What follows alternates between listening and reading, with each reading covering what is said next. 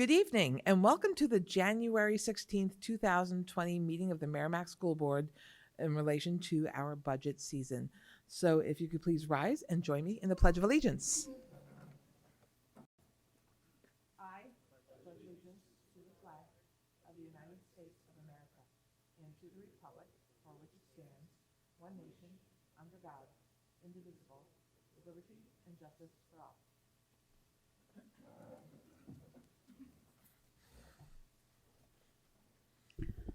Item number 3 is public participation. Anyone from the public that would like to speak, please come to the microphone and state your name and address for the record. Giving a going once and a going twice. At this time, we will close public participation. And for the sake of housekeeping, I wanted to let you know that item number 7 is going to be now item number 4, and that is setting the date for the deliberative session, because it will pretty much, we have to set that before we can go on to item number 4, which is the warrant articles. So item number 7 is date for deliberative session, and we have checked with the town moderator, school district moderator, my gosh, she does the town too, so, but school district moderator Lynn Christensen, and availability is there for Tuesday, March 30th, 2020 at 7 p.m. I'm sorry, did I say second? 3rd. 30th? Oh, that would be a little late. So, okay, so Tuesday, March 3rd, 2020 at 7 p.m. and it will be held at the James Mastrocola Upper Elementary School, 8 PR, where it is every year. And I believe the snow date we're looking at is the 5th, which is that Thursday. So let's hope we don't need it, but once we did. So with that, the date is set, and we can go on to now item number 5, which is the review of proposed warrant articles. So per our meeting on Tuesday, we went through the articles that we wanted drafted. Of course, are those that we have to have drafted, and wanted to go through what our options are. So Matt, thank you for your hard work on this, getting it turned around so quickly. What we have in front of us are the different warrant articles for us to consider. And then what we'll talk about, as well as, because we've talked about this kind of in our deliberations on Tuesday, let's have them written, and that way we'll see if what we want to put forward toward the ballot. So I think that's where we're at. So article number 1 is to elect all necessary school district officers for the ensuing year, and that would of course be the school board, the school planning and building committee, and the budget committee, and any open seats on all of those bodies.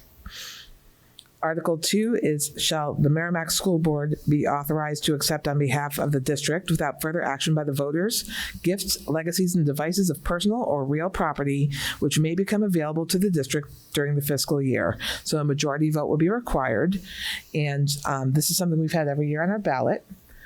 So at the end of this, we'll start, talking about what we want for the final. We're going to vote, but this is one that's been standing for longer than I've been on the board. Article 3 is one that we talked about Tuesday night, and we've done it in prior warrants as well for the reasons spelled out. So Article 3 is, shall the district raise and appropriate the amount up to $150,000, which is the item we discussed at our meeting the other night, said sum not to exceed 10% of the unencumbered surplus funds remaining at the end of fiscal year 2019-2020, and to transfer that amount to the school district repair capital reserve fund, previously established for the purpose of providing unanticipated and or emergency repairs to all school district facilities. Majority vote required. This one we will all vote on, and this is one because it does have an appropriation. We'll go to the budget committee, and the budget committee will also have a vote on this warrant article. Article number 4, shall the district raise and appropriate the sum of $655,805 for the purpose of roof replacement at James Mastrocola Elementary School and James Mastrocola Upper Elementary School that are past their warranty period, with the new roofing system having a 40-year warranty. Another one where the majority vote is required.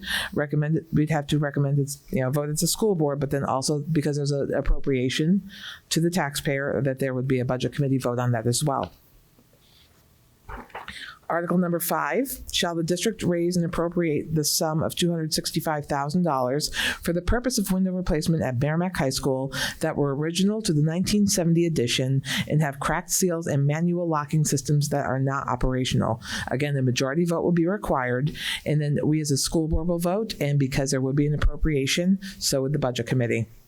Article 6 to consider is, shall the district raise and appropriate the sum of $75,000 for the purpose of providing proper drainage for the upper field at Merrimack Middle School in order to divert water from the surface of the field to allow the surface to be usable in the spring.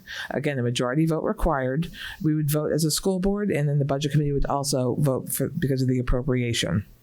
Shall the district raise, Article 7, shall the district raise and appropriate the sum of $82,500 for the purpose of preparing a master plan study with multiple options for Merrimack High School and the school district property along O'Gara Drive, designed to optimize student and staff parking, promote citizen safety, consider placement of office space, improve traffic flow, analyze/optimize field space, and to engage the public in open community forums, resulting in the selection of a comprehensive plan option for the reconfiguration/design of this site. Again, majority vote required. It would have a school board and a Budget Committee vote. Article 8, shall the district raise and appropriate the sum of $105,000 for the purpose of replacing the bleachers in the Smith Gym that are original to James Mastrocola Upper Elementary School and are not ADA, Americans with Disabilities Act, compliant. Again, majority vote required. Recommended by the school board will have a vote, and recommended by the Budget Committee will have a vote.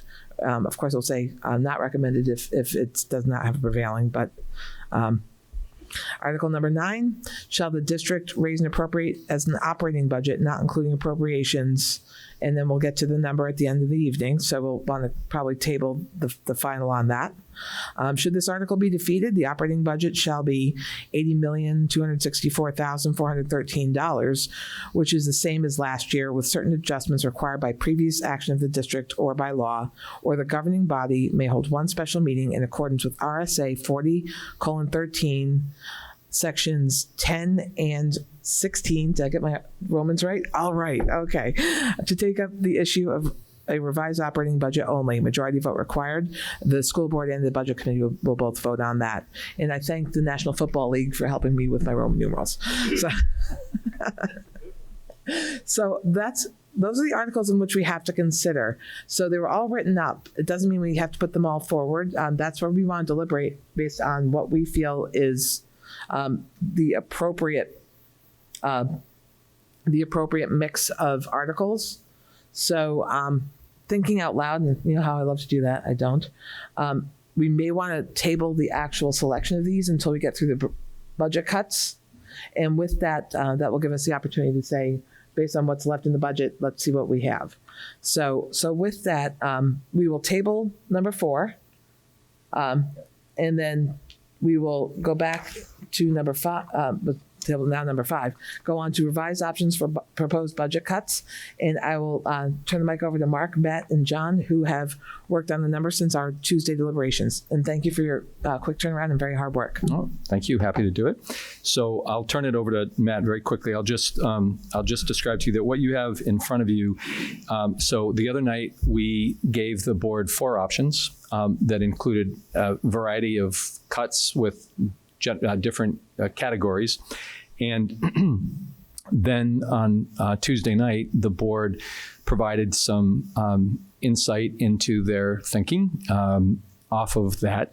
And so also gave us a number that it would be helpful to shoot for. And so we did that. And so what we've done, just to stay consistent, is we've given you what we're calling option 5.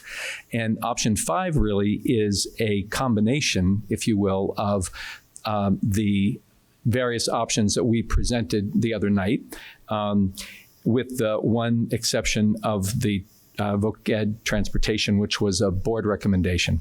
So I'll have Matt just briefly go over those, and you'll see which option Well, I mean, I think most of them, are fairly clear from our other night. But anyway, we'll answer any questions you have. But I just wanted to point out to you that on the right side of that middle section, it tells you which of the original options that we presented to you the other night these came from. So you kind of have a sense of continuity about where these are coming from. And what it does is it gets our budget to $270,436 below default. So, Matt, maybe you just want to add a little color commentary? A little color commentary, certainly. You can see the top part with the blue heading. There are handouts on the first couple of chairs if anybody would like to grab one so they can refer to what I'm talking about right now. It does a comparative of this year's current budget with a bottom line of $79,034,477. And we started out when we first came to you with an operating budget of $81,117,846, which was a little over $2 million higher than this year, which was a 2.64% increase. When you go through these cuts that some of them we discussed Tuesday night, and some of them have been adjusted, but they're all here on the page. We're looking at these cuts that total $1,123,869. It's the health insurance for $450,000. Window replacement at $265,000, the furniture replacement items at Massacola Elementary School, Reed's Ferry School, the Upper L, the middle school, Thornton's Ferry School, the high school. Thornton's Ferry School, we left enough in the budget to furnish the 2 additional kindergarten classrooms, so that's why you see the little notation with adjustment next to that. We also took out of the budget the Brentwood demolition, the master plan survey, which is $100,000, the middle school drainage, the charter school bus for $41,000, and we reduced the amount of the voc ed transportation, saying that, in past history, we haven't come close to the $175,000 that was previously allotted for that account by $25,000. So what that does is take last year's budget, which is $79,034,034, and this year's budget would be, if you accept all of these as stated, would be $79,993,977. It's a variance of $959,500, and it's a 1.21% increase. So we went from a 2.64. We did roughly $1.1 million in reductions and cuts, and we brought it down to a 1.21% increase. And we also brought this budget, which was around $403,000 higher than the default budget. When we first started this process, we brought it down to $270,436 below the default budget. So in summary, that's the work that was done from your suggestions at the prior meeting that we put together in a spreadsheet, and that's what's before you this evening for your consideration.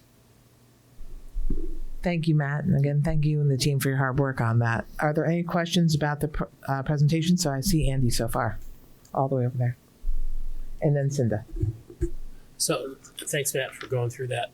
So a couple of questions. One of the proposal that I made, which we didn't talk about, it was just something that I threw out there with the furniture one, was not to cut as much. It was to take the total dollar amount, cut it in half, so that not only did you keep the 2 classrooms at Thornton's, but there was also some money for furniture that could be spread across the different buildings.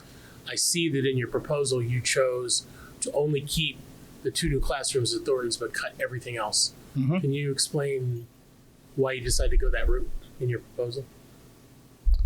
Well, basically, we were looking to get below the $80 million budget. And by cutting those items that allowed us to do so. So it was purely arbitrary and capricious. So my other question was, one of the things I thought that we left here with was that the administration, you guys were going to look at some budget items that could be trimmed up a little bit, allocation of forecast for either transportation or some other infrastructure costs to maybe help find some relief in those areas. Did you look at any of those? So, I'm sorry, Matt. Yes. Yeah. And so what I'd tell you is that in really looking at all the lines and what we are hoping to accomplish and trying always to be mindful of the things that we can't always anticipate, what we've presented you is what we feel is the best option to achieve a goal of being significantly under default. And so we really did, but this is our best thinking given what we know we have to be about, and trying to be mindful of estimating so that, as Matt said the other day, that we're not right to zero on some lines, given that there are some unexpected things that, not zero, but tight. Yep. And just one other minor question. When you were describing this, you mentioned that the two Is your mic? His mic is on. So can you Hello? move closer? Hello? There. So my other question was, when you were describing the furniture part, you described it as being 2 kindergarten classrooms at Thornton's. Isn't it a kindergarten and a first grade class? Yeah, that's what I mean. Being I'm added? sorry. Yeah. Just wanted to make 2 sure. additional classrooms. Right, which is 1 Thornton's. kindergarten, 1 That's first grade. correct. Okay, thanks. Are there any other questions on the proposed adjusted budget? And I think Cindy, you had the one too. Good. Sorry about It's that. not really a question, but I don't support the furniture pieces in this cut because altogether they add up to a relatively, it's around, I think, $42,000 worth of furniture. And I know when the elementary schools come to us and ask us for stuff, from experience, they ask for so little. And the furniture there is so very old. I've seen it firsthand. I've gone to look at it, although it may be safe, or they use it until it's safe and then it's kind of in a gray area. I just don't support removing that from the budget. I think it has to be replaced. In many of the cases we heard from our elementary school administrators that in some cases it's 40 years old. It's time. I just don't want to push the can on that. I think for the amount of money that's in there, I wouldn't support removing that. Okay, and I was estimating because I was doing rough numbers just as Andy was talking around 43, so it's somewhere between 42, 43. So with that, do we have an exact number of the amount of cuts in furniture? We can do that. Thank you. Right, so taking.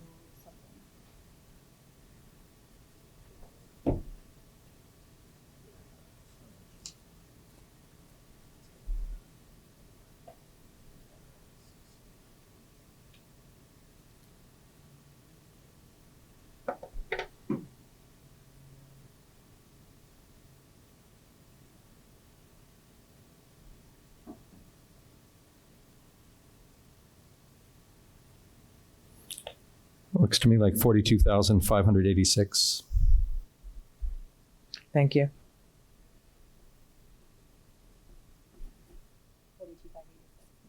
42,586. Okay. That's what I got to. So, and I think what that would do, I'm just going to add that to the, oops.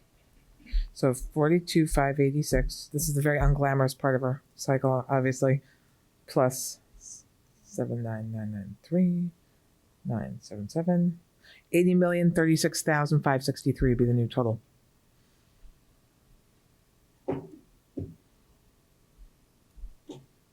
Andy? And I'm sorry, Naomi. Naomi, you haven't gone yet, so if you want to go first, you have the right. Sideways kind of a question. First, congratulations and thank you, by the way, for bringing us one that's under 80. It was a request. It's interesting to see what it does. it's interesting to play with the numbers and see what remains, what goes. My question would be, I agree completely on the furniture. The furniture is rather painful, and I see that it in order to reach the number we asked for, it becomes necessary, but it's painful.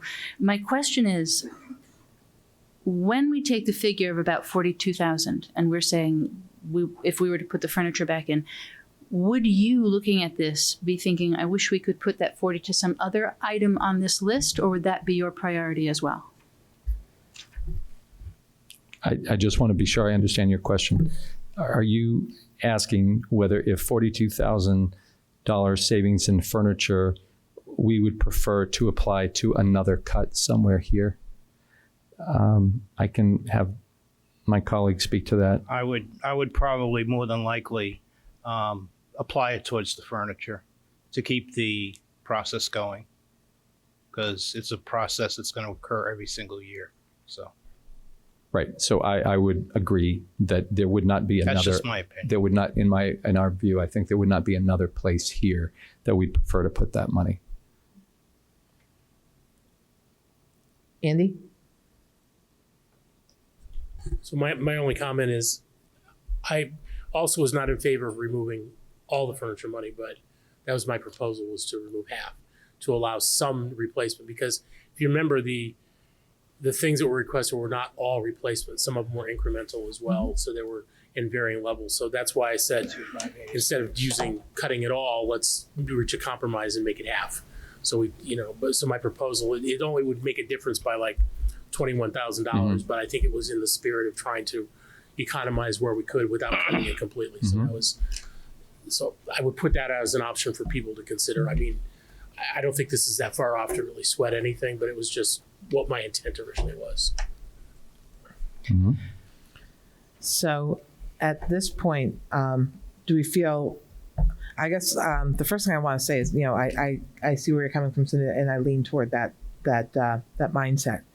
Of the other presented cuts, and I know that ones that are considered for warrant articles are drainage, and the Goals 21, Whoops. 293. the windows, and then the master plan. So those are already spelled out in our warrant articles, which we will hit next, and then we'll want to reconsider those numbers in a different way. So how do we feel about the rest of this? And then we can entertain a motion that would take into account the deliberation we may have had, that we just had on that bottom line number.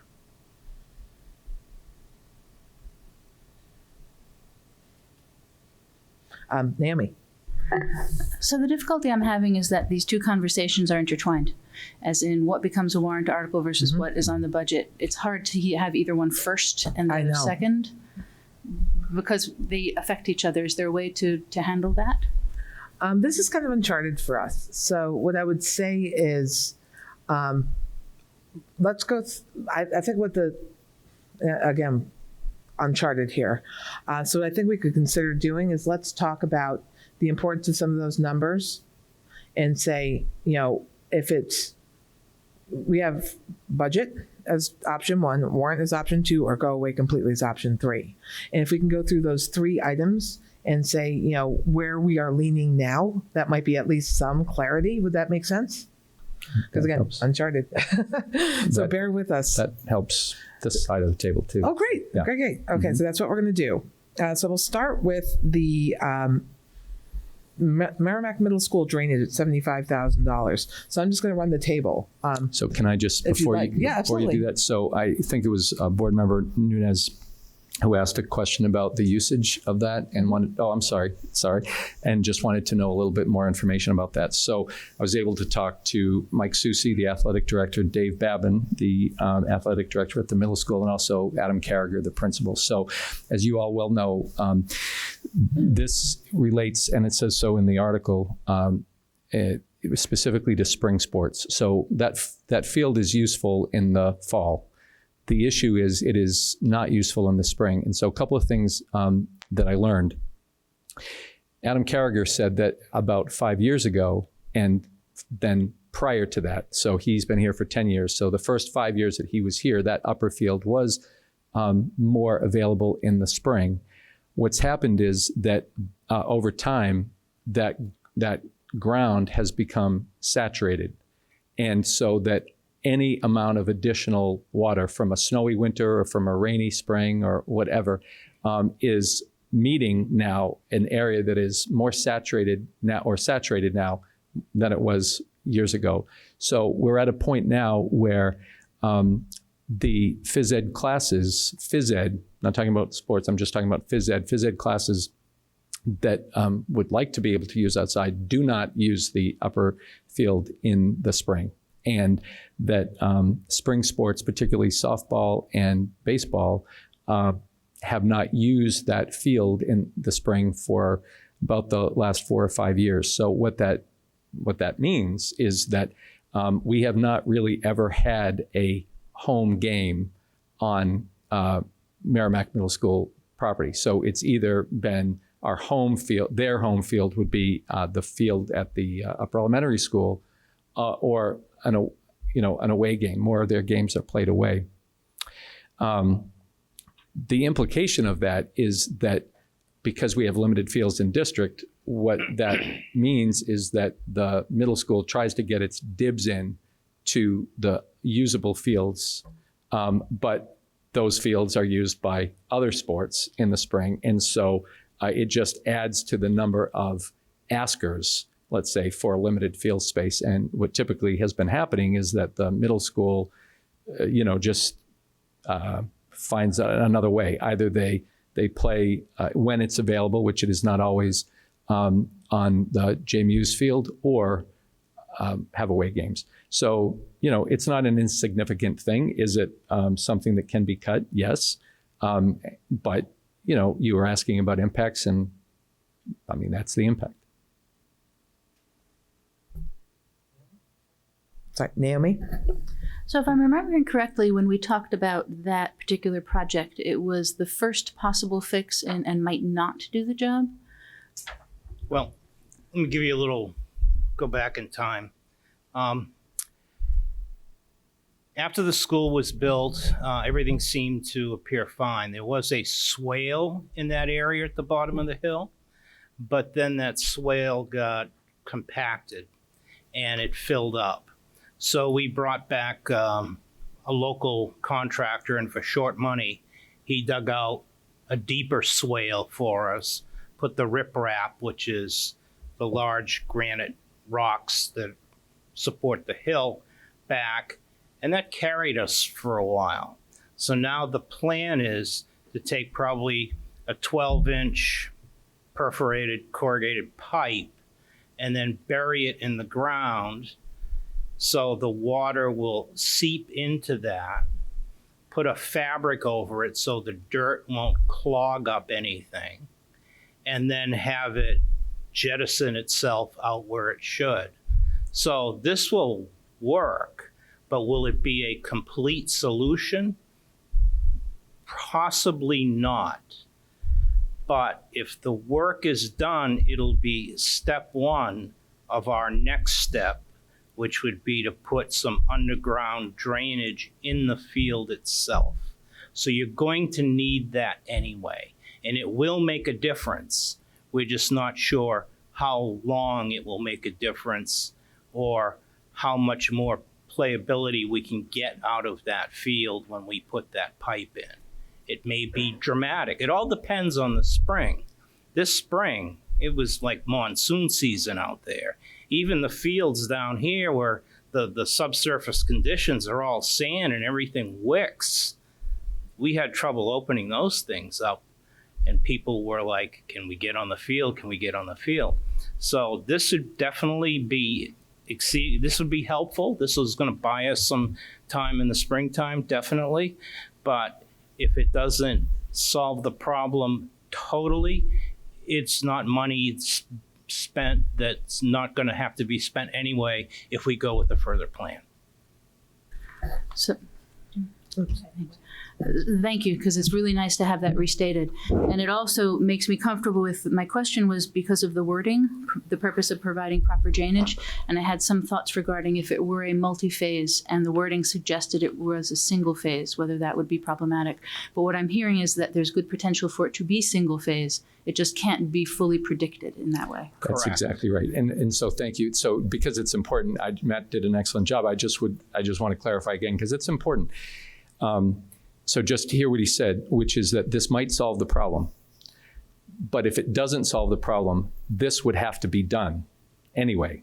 So then it would be, okay, so if we didn't do it at all, we'd have to, and decided at a later point we'd have to do it, we'd have to do this, and then we'd see so at some point we have to see whether this works, this might take care of it, or this plus something else.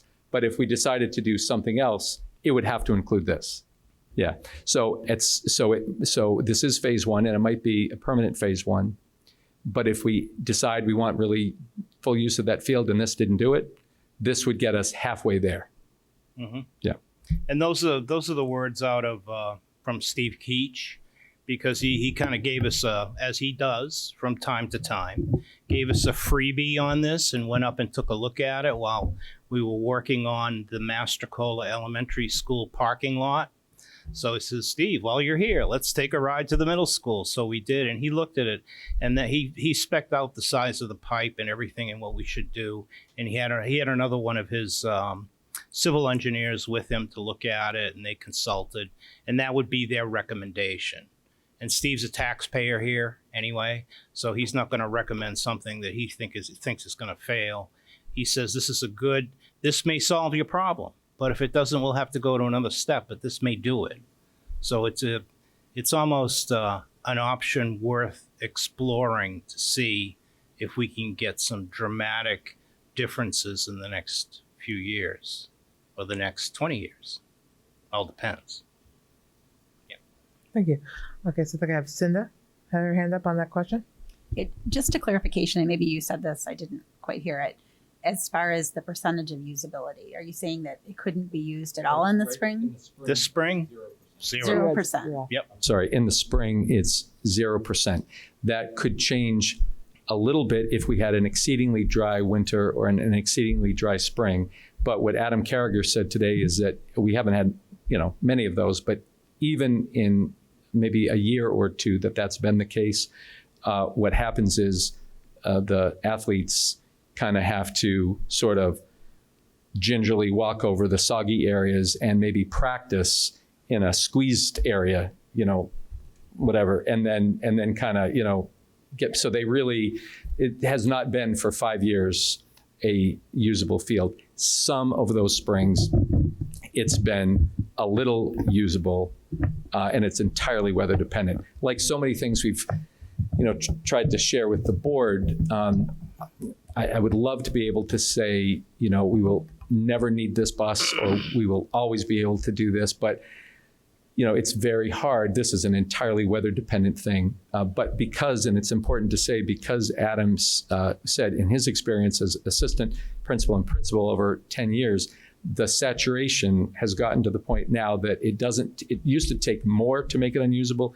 Now it takes this winter, which has not been, except for early December, it could have been enough to make it not usable this year. That's just been a factual history.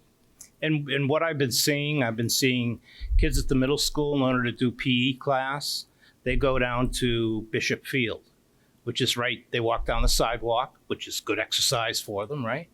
And then they go to Bishop Field, which is the field that the school district, had to curve a road around to make another access point of entry. So we set the stage for the creation, the school district, of Bishop Field in the parking lot area. Because years ago, there was supposed to be a fire station proposed in that location. Never came to fruition, but they have used Bishop Field as opposed to going up the hill and using the field that's on school grounds. So if I could just say that, Yeah, so sure. the reason that we included it in the original budget was because, again, we've had a lot of community members express concern about the availability of usable fields in our district. That was a topic of considerable debate last year. As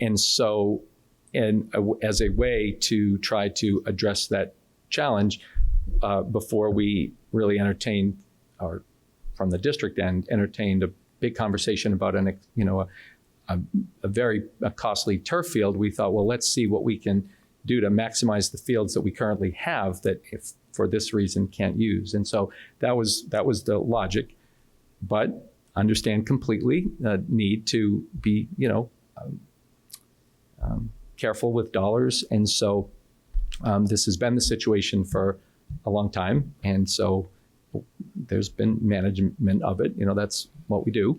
So I don't want to give the impression that, we'll just continue to do what we've been doing. So, And if I could just, not to belabor the point, just to make a clarification, for those that think, boy, those school people, they shouldn't have built that field where the wetlands are. I will tell you right now, I know where all the wetlands are on that property because we went through full planning board approval 20 years ago. And that field is not on wetlands at all. That field is not on forested wetlands or anything. So it has nothing to do with that. It's the composition of the subsurface soil, even though at least a foot of it was removed. It's clay. And so when you have clay, you have water retention. There's no wicking.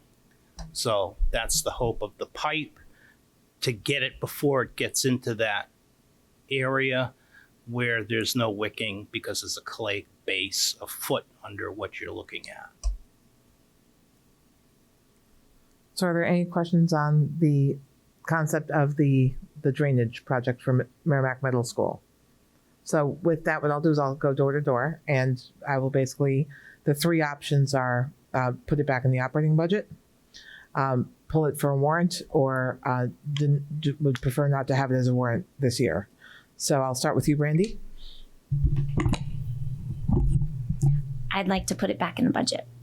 I think there's a significant need for fields. I think that for our PE students to not be able to utilize a field on their property, I think is truly unfortunate. And I think in some cases that might be the only opportunity that certain children are able to get outside and on a field. And I think to limit that exercise and that activity, it just creates more of a challenge in the classroom, because countless studies show that it's that important that they have outdoor exercise in general. And I think during the spring, there's so much activity that can be done on a field, and I think it's to not utilize it for that long of a time is just truly unfortunate. So I'd like to put it back in the budget. Thank you, Brandy. Naomi? So there are two possible approaches to this, and this is where it gets complicated for me. There's the one side that says we need to save every penny possible this year for various reasons, in which case it would stay out. But then there's the prudence of doing what the district needs, and that's that gray space. So I would say, on the face of it, I agree with it should be in. I could change my mind depending on the extent to which we decide the goal has to be to absolutely minimize the budget. That would be wiggle room as far as I'm concerned. But if, say, for the furniture, we hop above that line and we're not trying to hit that 80 exactly, then I would like to see it back in. Thank you, Naomi. Andy? So I'm probably the one that threw that bogey number out there. Maybe others had it, but I know I was verbalizing it last time. And it was largely to see what it would take to get to that point. I think that based in looking at the Warrant articles, I have in my mind other aspects. In this one, it's definitely got to be addressed. The question in my mind is whether it's a Warrant article or whether it's something that we put into the operating budget. I'd hate to say I'm undecided as to which one at this point in time. The issue is that if it's voted down as a warrant article, we can't use any funds to address it if it gets worse this year. So if we find in the spring all of a sudden it's not usable for the whole year because it did damage to the field, we can't touch it, because a warrant article, if it was voted down, that's it. It's over for that particular year. So I would be tempted and leaning in the direction, if the majority others in the board agreed, to put it in the operating budget. But I have thoughts on the other warrants as we go along. So Okay. Cinda? I was kind of on the fence. I want to get it in front of the voters either way. So whether it was in the operating budget or the warrant article, I would have been fine with the consensus of the board. But I do think it probably makes sense to put it back in the operating budget. I was trying to think of how we've handled things like this in the past. I know we had a track that we had in the operating budget. It had safety issues, but we really do need those facilities for our kids. They really need to get outside and be able to have a PE class the way a PE class curriculum should be. And it sounds like we have struggles meeting that right now. And the community usage of that only adds, I think, to the need of having that first step done. I feel a little better tonight after hearing some of your feedback, because I was really concerned about this item. I didn't, throwing money down the drain if it was not going to work or there was a chance it would. Well, we never want the work. water to go down the drain, so. And I'd rather the water than the money. Yes. But the it sounds like I just feel better knowing that it was so inoperable that 0% of the time we could use it right there tells me something. And then the other fact is that it sounds like there would be a chance that this could solve the problem as the first step. So for that reason, I support putting it back in the operating budget. Okay. Well, my thought is, and I think, I think we've learned very abruptly and bluntly this year is we really need to focus if we have an increased investment that needs to be made, it needs to be made on the classroom experience.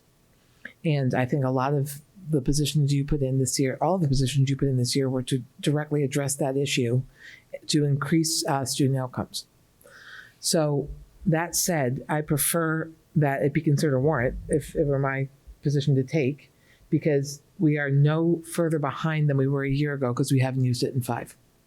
But I respect and understand that this is a struggle that we as a board need to address. But I think the spike in the spike in population and the staffing needed to support that spike in population, in addition to the subsequent population influx that will happen in the next year in Merrimack Middle School, will definitely need to be addressed next year. I'm more inclined to make it a warrant article for that reason. I think that if we have money that needs to be diverted, it's for teachers in the classroom. And I really want, to make a budget for our voters that they can support, afford, and does not compromise our administration's ability to improve educational outcomes. So that's my personal opinion. Cinda. Could we take another minute to just talk about the curriculum that it impacts? Because that's where I'm kind of struggling, is I don't like to put things outside of the operating budget when they impact curriculum and learning, and PE is part of learning and curriculum. So if you could just kind of walk through again what's happening with those students. So I wouldn't want to give the impression that we're not able to implement our curriculum. So we have a newly adopted PE curriculum, and it's based on the national SHAPE standards, and it calls for lifelong wellness, and part of lifelong wellness includes physical activity. So we're able to deliver that curriculum. I wouldn't want to give the impression we're able to deliver that curriculum currently without that field. We do in the winter. I think the question, as is the case in so many things, is, what's sort of minimum and what's optimal. And, I go to bed every night resting comfortably that what Merrimack tries to do is provide an optimal education for students. Sometimes we succeed, sometimes we don't, but we try every day. So for me, it's not a question of not being able to achieve the standards of our phys ed curriculum. We do that. We will do that in the spring. Kids get happy and jumpy and if there's an opportunity to be outside and run around and smell the grass and stuff, that's an optimal experience. It's nice for young people to have that. But I wouldn't want to give the impression that, because of this lack of use in the spring, that we are unable to deliver our curriculum. That is not true. Okay, I'm still kind of near the middle, but I still, I think, want it back in the operating budget. I'm sorry, Brandy. So I think there's a question that I have relative to what we're trying to achieve within our classroom, because I know that if one of our classrooms was flooded, saturated, and we weren't able to utilize it, we would invest the funds into our classroom to ensure that it was able to be utilized and that we were able to continue educating in that particular room.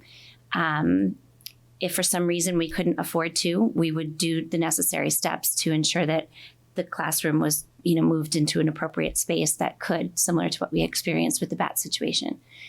That being said, PE is a class, and it is, in some cases, the only opportunity for certain children or children in general to be able to be outside and utilizing a field that we are responsible for maintaining.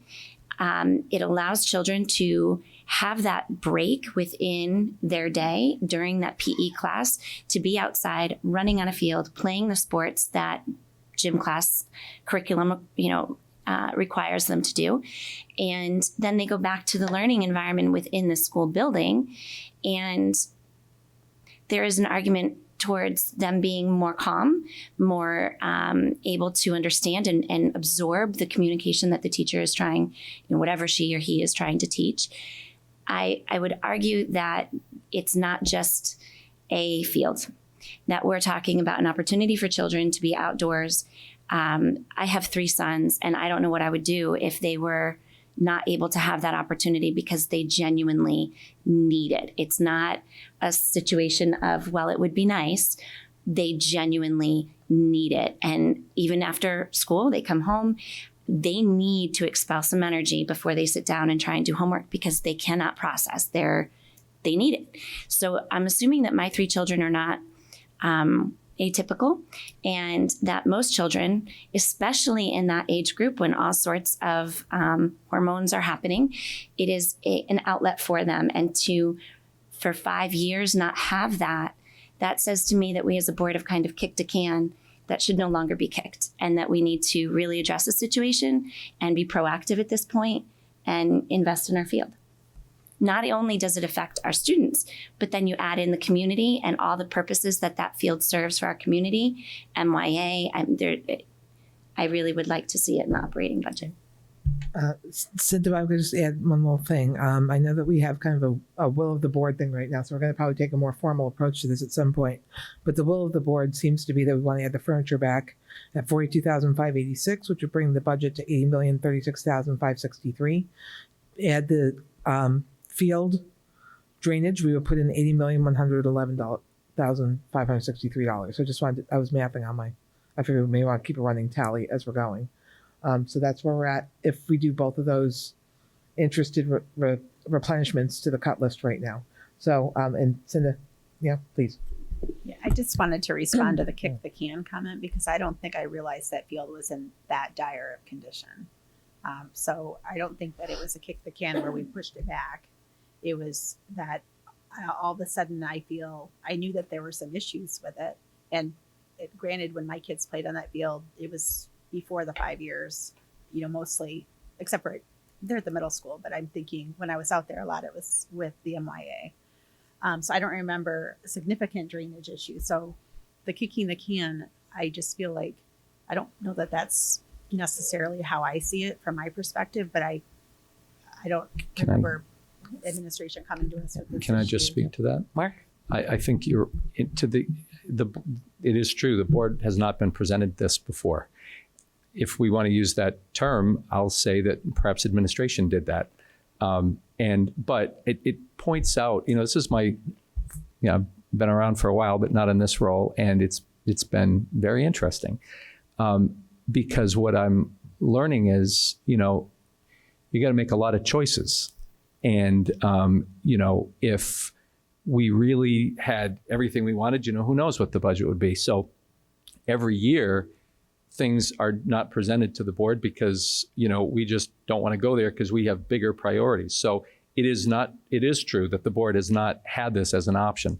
I think that what in my seat, I'll just tell you bluntly, in my seat, hearing what I'm hearing, going around and talking, it seemed important, not just to me, but to us, learning what I am learning in a new seat, not unlike what board member Nunes was saying, that, kind of an important thing. And there's a part of me that thinks, well, maybe it should have been discussed this year and talked about next year, and that's a strategy, and I'm learning. But what I would say is that it felt important to me to put it in the budget for those reasons. But I also want to say, I'm not, I've said this before, I pay taxes too. So I totally get how important it is to make choices. And so if this is a choice that the board feels it needs to make, I don't want to give the impression that we just collapse and no kid can, get their phys ed curriculum. They can. It is true that it's a difference between, sort of like doing okay and doing great. And, I like to think that we're about doing great, and we've certainly been supported in that way for a long time. So that's really how it came about. But it is not the board having heard this year after year after year. That is true.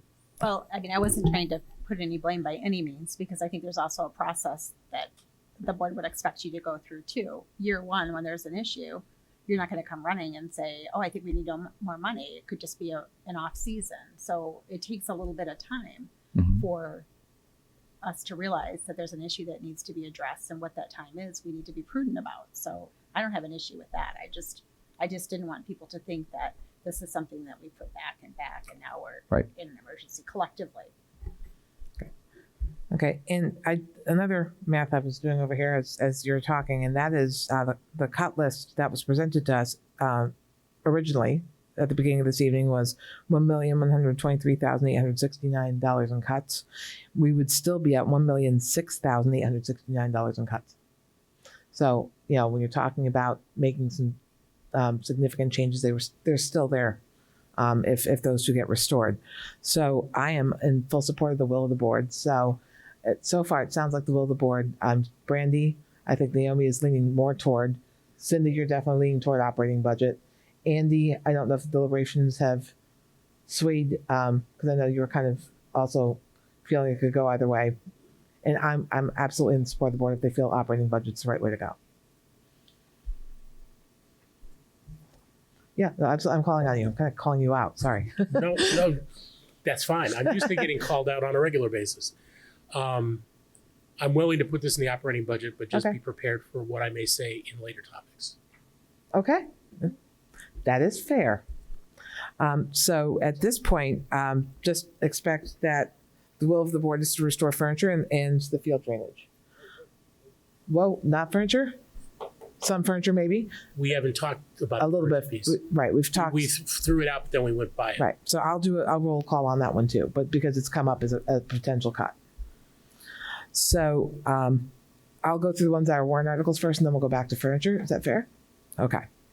So the next one on our list is the master plan for $100,000. Now, I know at our last deliberation that Cinda had asked to get a better understanding of the amount, what the amount would get, and what gets delivered in that amount. And I believe that you've had communication with Keach Nordstrom at our request. Yeah. And again, thank you, Steve. Thanks, Steve, on our behalf for taking the call and consulting on the estimate. So what Steve had talked about is a plan that looks at everything in the Merrimack High School complex, the bus loop, traffic, the possible demolition of we're just using slang here, red house, the blue house, the greenhouse, the optimal location for a potential office building for central office. And like I said, it's not building the central office, it's the location where it would reside, given the fact that these other buildings would be taken down.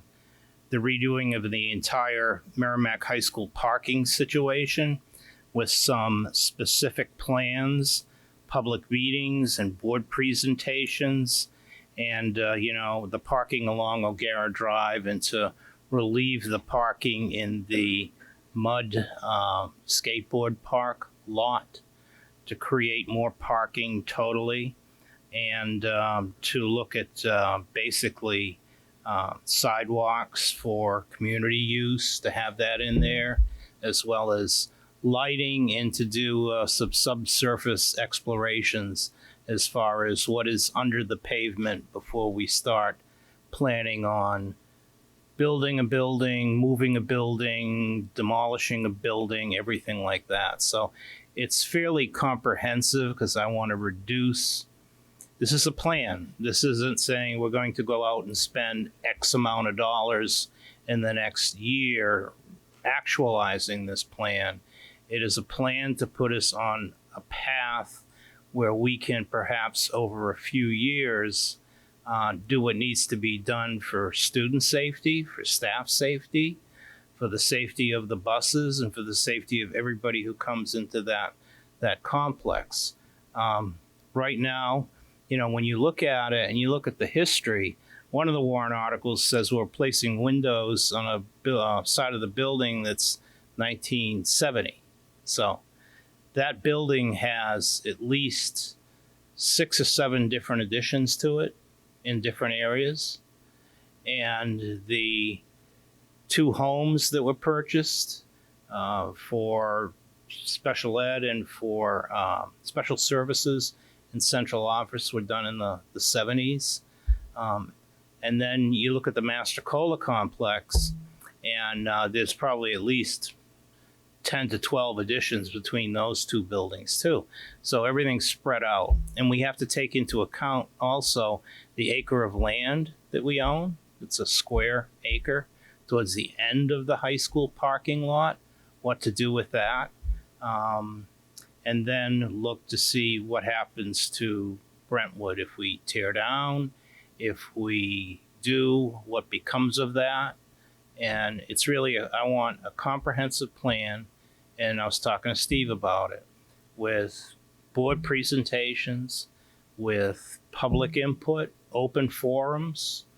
So if we go with Steve Keach, and quite frankly, that's a direction because I've worked with him for so long, and because he's a community member and he understands the nuances of this community and what people have told him over the years. He's been a parent, he's been a coach, etc. So if we went in that direction, he would be leading the actual public forums that would happen, taking input. We could still do the design charrette that was talked about, which is a good thing to do because you get input from all sorts of other architects that would come in and want to get into the mix. But I need a professional to coordinate the entire thing. And so that's basically what it is. It's a detailed plan to give us a roadway and a map into the future that's measured and is coordinated and is comprehensive, most importantly. So that number, I talked to Steve. He said the number of 82.5 is a good number. The 100,000 was a good number too. But he wouldn't go any lower than that. In fact, he said around 75,000 would be the rock bottom. And someone, I think Brandy, said if we could take, correct me if I'm wrong, take that number that I got, add a contingency of 10% to it. That was you? That was Shannon. Okay, I'm sorry. Shannon. We look just alike, I'm sure. Yeah, well, it's. I look like that when I was young, I think. I take my glasses. I can't even tell who's who. But anyway, so Shannon had mentioned if we take that number that we get from Steve, and Steve says 75K is rock bottom. I wouldn't even dare go anything below it, and tack on a 10%. That gives us the 82.5. So if that's the number, we had $100,000 in the budget. It was based upon a conversation. We're now kind of fine tuning things. Steve and I had exchanged emails, everything like that. And, the 82.5 would be a good number, but you could remove the $100,000 out of the operating budget because that's what's in there right now.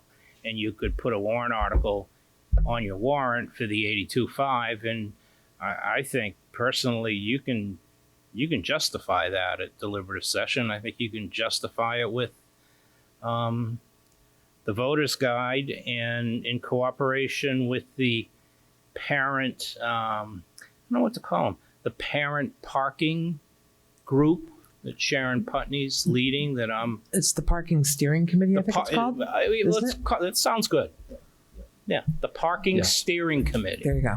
In order to get the kids off the granite hill with their 4-wheel drive vehicles, get them out of the mud, get everything more organized. And it's like I said, it's a safety issue.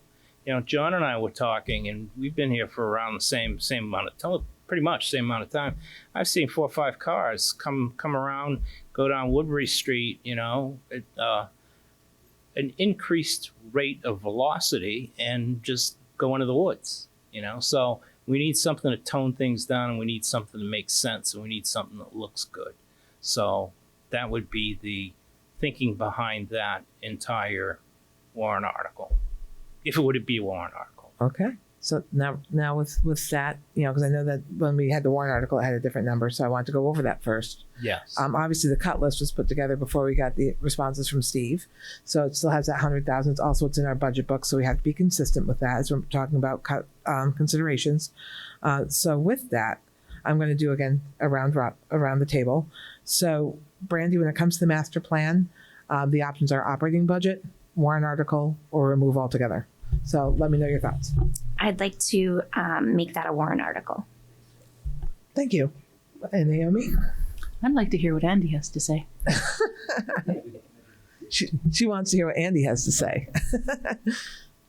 Andy is deep in thought. Deep thoughts. Andy. So I'm really torn on this because being the liaison into the budget committee as well as the planning and building committee, I've been in the middle of this whole Brentwood / parking area discussion for years. And I was one of the people that pushed to say, let's plan before we do anything. So for me to sit here and say, I don't want this as a warrant article is sort of like me slapping myself in the face, which probably could happen. The issue that I have is, first of all, I think that one of the more important pieces of this line, the way that it's written, talks about engage the public in open community forums, resulting in a selection of a comprehensive plan option. So the most important part isn't necessarily the comprehensive plan option as much as getting the community involved. Because when people hear about this, they go, what in the HE double hockey sticks are you talking about a master plan? What does it mean? And you're right. If this is a warrant article, we can go in front of the town through the voter's guide, through the deliberative session, and explain what it is we're talking about. The issue I have is that if this is voted down and we still get a group of, the community together, if we decide that we want to look to administration to come up with $5,000 to do some minor level planning, not the full amount, no means no in terms of looking at any sort of a planning for this. So the concern I have is if we have this as a warrant article and it gets defeated, our ability to even request a smaller amount of money from the district may go away. I'm really concerned about what that would mean. But that being said, I know that when I go in front of planning and building, if this doesn't show up as a warrant article, I will be shoved out the door, not necessarily for first. So I have to sit and think about this for a few more minutes. So is that what you wanted to hear? It was like wishy-washy as hell, but it is what it is. Yep. So Cinda has a question on your commentary, I think. Is that true though, the way he's interpreted the warrant articles? If if got you have a voted down, warrant we article wouldn't be to do able a to mass- do some rendering to present at a shoestring budget? It's kind of a gray area, but quite frankly, we could be challenged. I mean, this is a warrant article to do what? To do planning at the high school complex, O'Gara Drive. It gets specific as to the expectations of what that would entail, but to then go ahead in the operating budget after it's voted down and to put together $5,000 to look at doing what? Planning? But could you not do, like, let's say another approach, public sessions? You could always. That's So planning. if I You're identifying if I can just requirements. I wouldn't jump spend in. any money on it, but if it's free and we sit there and we listen to people, you can always take input. So I want to just say, of course, we can always take input, but here's, I think, the point that needs to be made. We could publicize in every way possible that we're going to have a series of meetings where people will talk to us about what they want to do. And at the end of the day, unless they're an engineer who's trained in this, nobody is going to know what they're talking about. And I mean that most bluntly, including me, because I don't know what's under the ground. I don't know where sewer lines are or are not or can be placed. So what I fear is that we could have a bunch of citizens talking about, well, it should be here and it should be there, and then feeling like they've been heard and listened to, only to find out later, actually, it can't be there.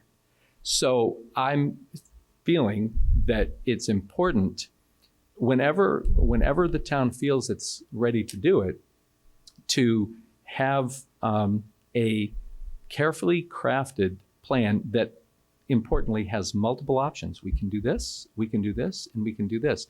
The key emphasis on the word can, which really only a qualified person like an engineer, whether it's Keach or whomever, can actually tell us about, so that people can have choice, but choice about what's possible as opposed to what's theoretical. And I just think that it could become very frustrating to the community to give the impression of a democratic approach to this process, but absent any particulars that they will need to know, have information upon which to make those decisions. That's where I'm concerned. I totally get that. And for one thing, I just, in my mind, it just cannot be in the operating budget. We've already all kind of agreed it needs Right. to come out, because it's like saying, hey, it's $80,000 for a concept, for the idea, and so that's what I'm struggling with. And, I just wonder, like, where are the artist renderings? Or could we do a rendering and say, we don't know all the details, we don't know where all the sewer lines have to go, but a general concept, something conceptual that we could make very clear that it's not, that there's unknowns that we don't know, but something that's just kind of mapped out more professionally. Because all I've seen that's been kind of shown to me is of some ideas would be like the drawing that Rich Hendricks did. And I just wonder if we can't get a drawing or some kind of a conceptual idea before we take that deep dive. And that's what I'm struggling with. So if I just want to say, because in defense of Rich, that was really, there was never, the night he came, it was never intended. That was just an idea. It could be this, it could be that. It was never intended to suggest that we want tennis courts somewhere or not. But I'll just say that, and maybe I'm really wrong on this, but it feels to me that, first of all, a conceptual drawing without knowing some more details about what lies beneath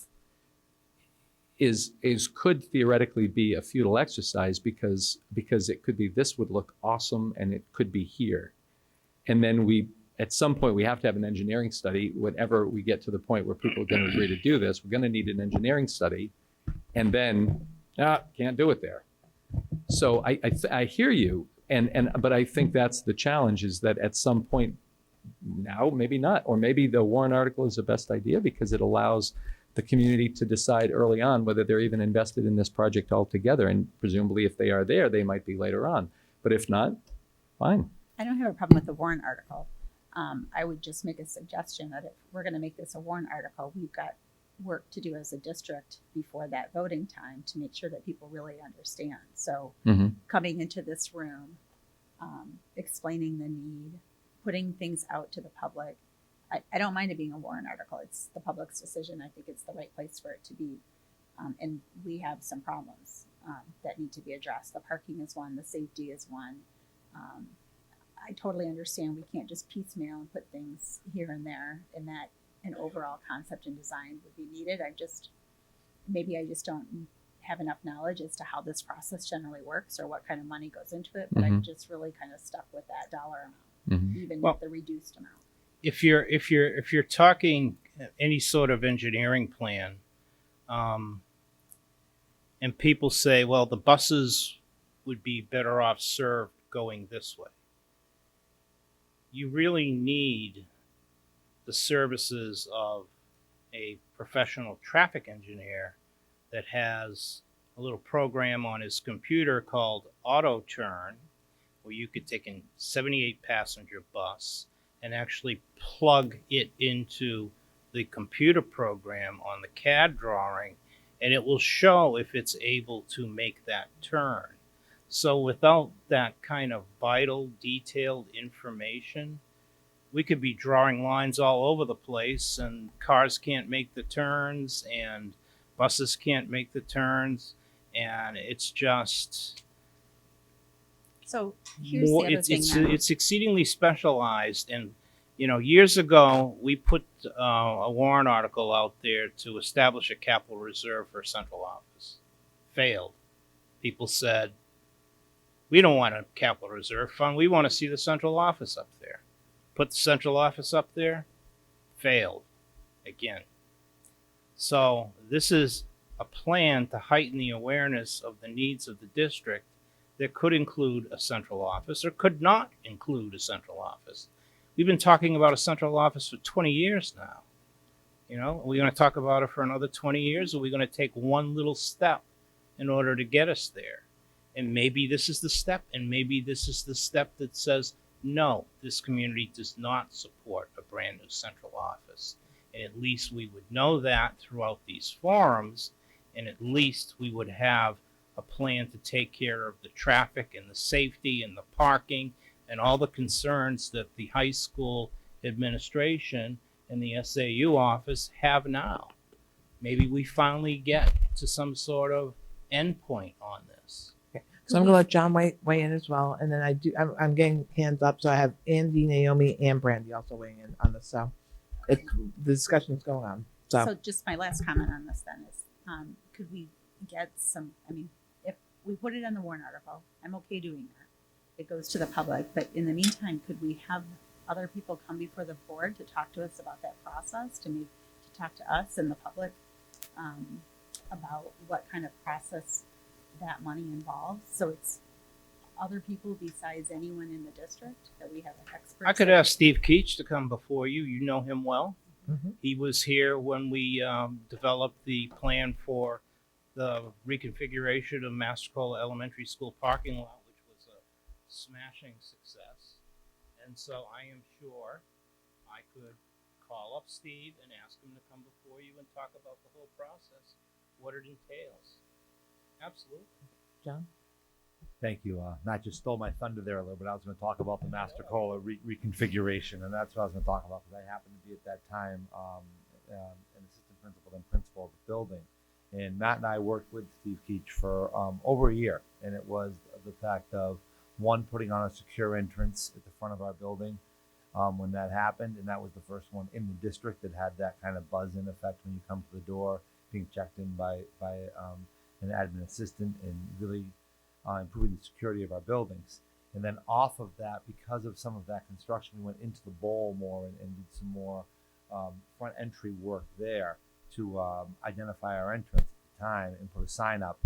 And then through that, then we had to reconfigure the back parking lot. And to Mark's point in this, there's so much underground, so much around, forestry and wetlands and things that we just don't even have a concept or know about. We ran into the White Pines project at that time, and we had trees smack dab in the middle of our construction that we thought we were just going to take down, but they had some kind of environmental protection. and had to go back and redesign our design. So it cost us even more to design more. So I think about this, we've talked a lot about this calculated plan, and I think it's an opportunity I've lived in the complex and now 5 of the buildings over my career in Merrimack. And in that complex, traffic flow is not good. We have to utilize a lot of different spaces, such as church parking lot, the VFW during voting days. There's a lot of things we need to do to maintain a level of safety for our students and for our adults to park on a given day. So the whole concept from of Garrett to school and around needs to be looked at in one concept. So you're not only creating a better environment, you're creating a better flow for students in and out of the building and more involvement from the community in that. Okay, thank you, John. So I believe it was Naomi, Brandy, and then Andy. Okay, so a couple of layers. I'll try to minimize. The first thing is, I think it's important to remember a lot of people think that we're a powerful body and we're not. We can't do anything that the community doesn't want to do. The community decides this stuff. We vet it, we create these things, and then we put it out there, and they say yes or no. So some of the balancing act that we have to do is try to create things that have a potential to be said yes to. And that affects a lot of what we do, and I think sometimes that's forgotten. So we can't decide to do these things. We have 20 years now. It was I haven't been here that long, that we've needed office space for administration. And this isn't just a need. We've said over and over again, I've heard over and over again, this is an unsafe situation. We have people housed in administrative capacities in genuinely unsafe situations, but the community has said no, and that's okay. They have reasons for saying that. Yeah. But the reality is we can't decide to do something just because we know it's a good idea. So the question then becomes, how do we figure out what the community wants in this regard? I don't think we need more general ideas. I think everybody has ideas about what they think this should look like. We've heard them over several years now. I've certainly heard plenty of wonderful ones. But without this underlying piece, it's just more noise. I kind of see it as having 3 pieces to it. Maybe it'll happen this way, maybe it won't. But the first is gaining a sense of the ground, almost in zones, as in what kinds of things could go where. This is a zone that can take these kinds of things. That's a zone that can take those kinds of things. And then once we have that, people can let loose on it. And they won't be betrayed by the sense that it could never have happened that way. And then one can begin to finalize a plan. But that takes money. It means that we need the money in order to create that, to do the next step. So all that comes down to the idea that the only thing I'm uncomfortable with, frankly, is not putting money towards this in some way, shape, or form. We need to make forward movement. If the community decides to stop us in our tracks, they decide to stop us in our tracks. But the years are passing. We need to do something. And if that's a warrant article, then that's a warrant article. Thank you. Brandy. So I totally agree with everything that you just said. I think part of the challenge, though, that I see relative to this, as well as Brentwood, which, in my opinion, one could argue they go together. Another side is that they really are 2 separate entities. But before joining the budget committee, I had never walked into the Green Building. I didn't have any purpose to, really. Before I raised a couple questions about the process of becoming a school board member, and then having a meeting with, once I was elected, having a meeting in the kitchen, I had never had an opportunity to sit in your conference room and enjoy my surroundings there. I think part of our challenge, quite honestly, is lack of awareness. We've had a lot of new families move into our town. We've had a lot of young families whose children have not yet come into our district. So outside of maybe registering for pre-K, there's not a whole lot of awareness surrounding what conditions we're speaking of. Are they unsafe? Absolutely. But it's a matter of taking our word for it versus actually seeing it for themselves. I'm not suggesting that we have an open house, but I am suggesting that more information needs to be put out there as to why we're saying it's unsafe, as to why this is so important, as to why it's a challenge for all of us sitting at this table, that for 20 years this has been a discussion. This should not be a discussion. I think that it is important that our schools are a first priority. Obviously, our children come first. But the additional buildings that are part of our campus are equally as important, just for different reasons. And unfortunately, or fortunately, not a whole lot of community members have an opportunity to walk through the blue building, to walk through the green building, to understand the layers upon layers of elements that come into safety issues, lack of appropriate space for private conversations within that building.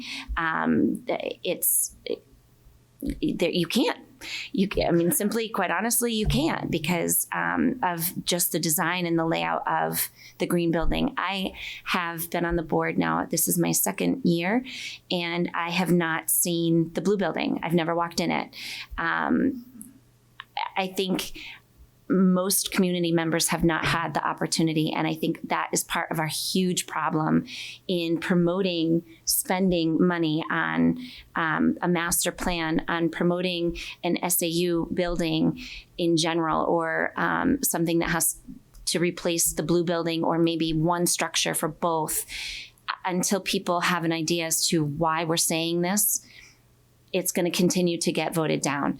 So I don't know if it's a situation of a this year thing, meaning we can put it as a warrant article, but I'm not sure that we have enough time to truly express the dire need for this in a way that the majority of community members can understand it. So maybe this is, we put it up for warrant article, and if it gets voted down, we can look at that as okay, we need to really pull back and start from the basics, provide pictures, provide detailed analytics as to all of the reasons that we're saying what we're saying, and then try and promote it again next year. But I'm with you guys. I think it's definitively needed. If not a master plan, I would say a blue and green replacement are top of my list as far as things that are needed. So I just add that. I don't know what happens. I don't think it belongs in the operating budget for sure, but I don't know what happens long term. If it gets voted down this year, can we immediately pop it back on next year? We can. So I think we would more than likely need to do that. And I would say keep doing it until the community truly understands the situation that we're in. Andy? So I could talk about this for about an hour, but I'm not. To answer Brandy's question, the whole reason we're doing this is to pave the way so we can replace the SAU and the SPED buildings. But what we've learned as a board is that if we don't go in with a well thought out overall plan for the area, we're going to get told you don't have a plan. So the reason that this exists, the whole plan of the area, is to pave the way for what you said we need. But we've got to take it in a step-by-step, meaningful approach. That being said, I disagree a little bit with some of the conversation administration about the order of which things are going to happen. Because the way I look at it, and the way actually the budget committee was planning and building committee was talking about it, is we need to, and taking Mr. Mower's concept of a charrette, first thing we need to find out is what people think that they want. Not where they want it to be, but what it concerns them in areas coming down O'Gara High School, things that they think that they need, that they'd like to see within the area. Not where it's at, but what the community thinks that we need to have. We need to do that diligence first. And then once we get an idea with planning and building, with the support of the school board, is start to put together a sort of a list of what that would be. at some point, we have to sort of grow into what could potentially it look like. Not will it work yet, but what could potentially are some of the options we could look like. Because what we have to do is before we go to somebody like Steve Keach or a planner, I don't want to give them completely unvetted ideas. The ideas of what we'd like to see, the kind of things we'd like to see, the general areas we'd like to see, the sort of Naomi's section areas. We've got to have an idea to direct him.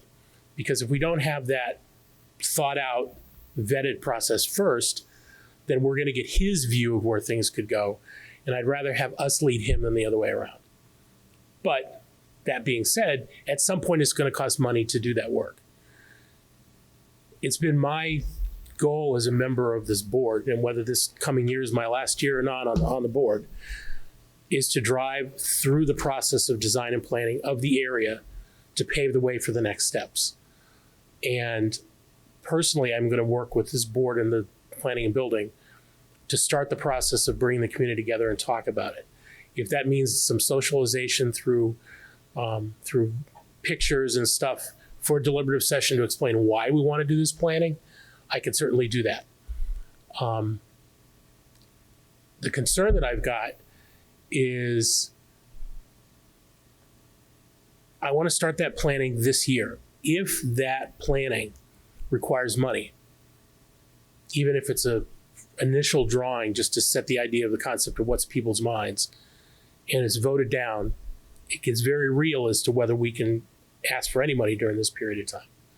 But that being said, maybe we need to roll the dice. We need maybe put this out there. The worst case, we can still do a charrette. We can still get the input.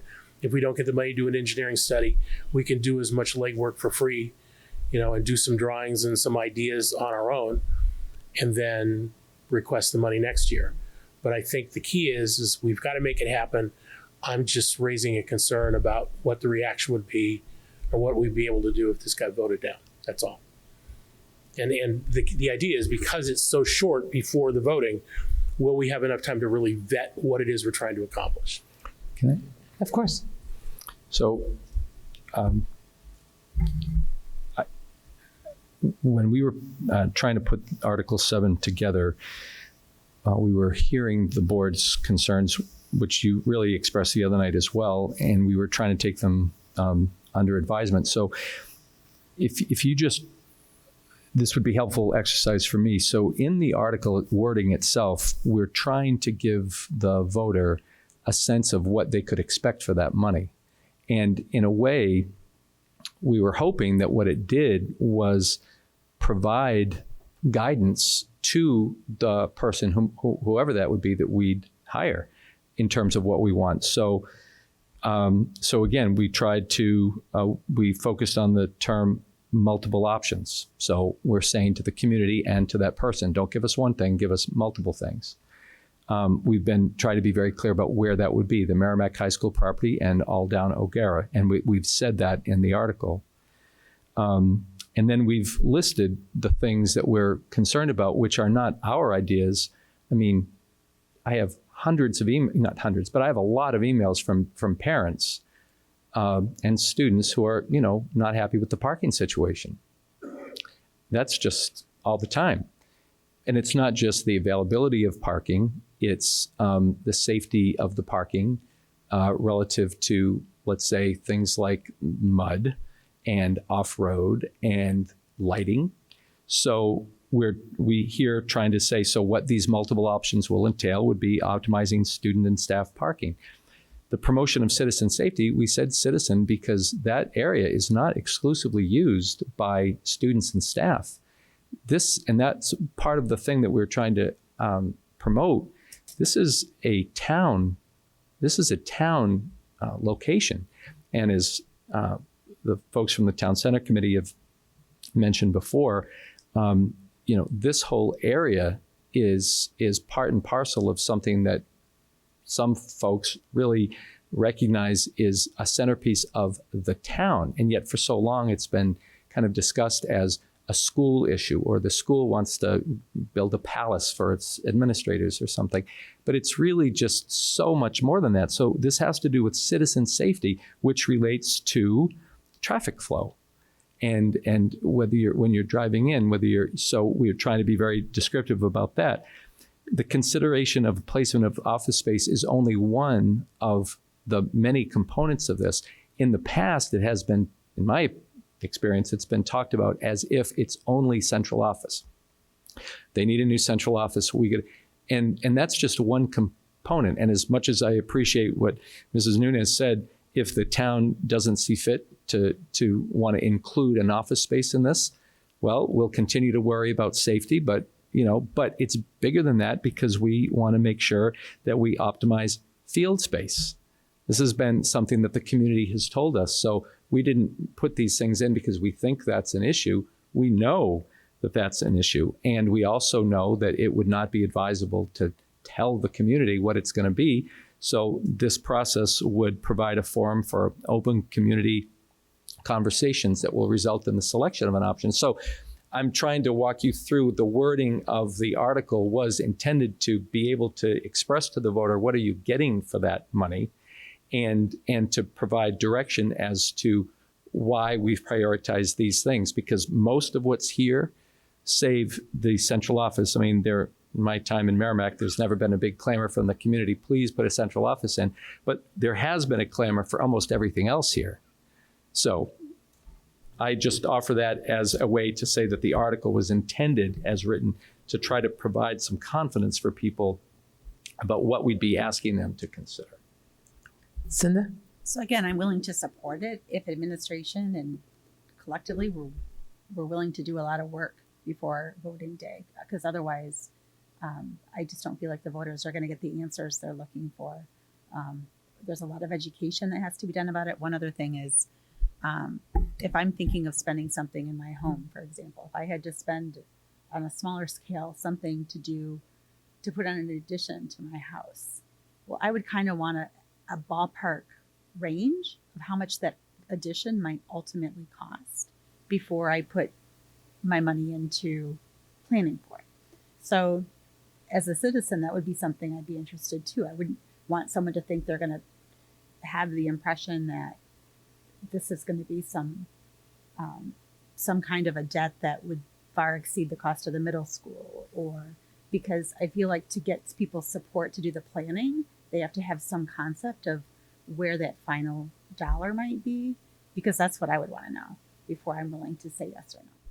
Yep. And when I first moved to New Hampshire, I was on what was it called? The Greens Pond Subcommittee, which evolved into Horsell Nature Preserve, and that subcommittee. So that's when I moved here in 2001. I think I was on that year actually, got involved. And to that end, there was money spent to find the best use of that property.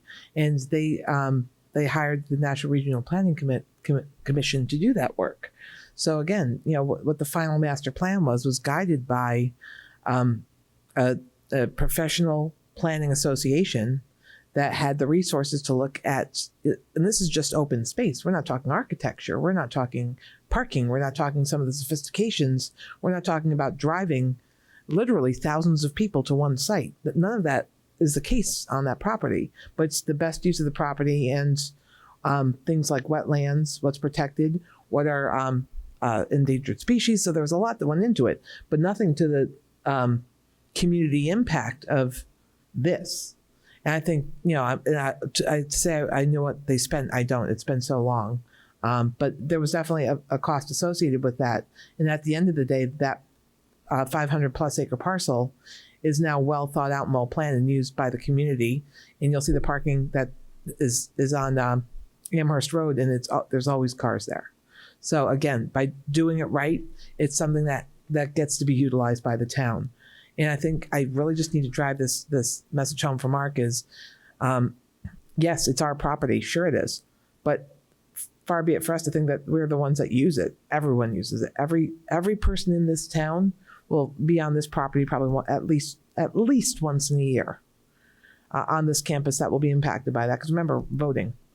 So all of the things that we do, 4th of July, again, with Parks and Rec, if they do max out and they're maxing out on their activities, we could end up hosting the Halloween night. We could end up hosting the the winter festival, the winter carnival, so many events that they do throughout the year that they don't have the capacity in their facilities, their central facility being Wasserman Park, to be able to manage. So again, we are the hub of this town. It's a consequence of not having a town with a main street. So it does resonate. And then again, the town center committee, which, I think Tracy Bull's been on. I know Matt, we had a couple board members on, and then Matt's been on for the last couple of years. From the inside out, really has probably the best representation we could ask for, knowing that's taking you away from your job, but knowing that what the consequences of some of these requests are, and just being able to commit the time, because, after Tracy, there was really not that opportunity because they meet in the middle of the day. But, having all those fingers on the pulse, what I would say is if we're worried about a warrant article, which this should be, and I'm hoping that we do put it forth at 82.5, that we need to, again, we do need to communicate. I don't think that the administration has ever thrown something at us and say we need this, and not taken the time to be able to formulate the lesson plan, because that's what they do. They're educators. They're prepared to educate on the needs of the town and what this money can do. I think they're always, whether they have it off the top, which I think we do have some documentation still from the last time we did the SAU building, and the central office warrant article. There were some extensive pictures, which probably would curl your toes because you'd see the blue building too in there.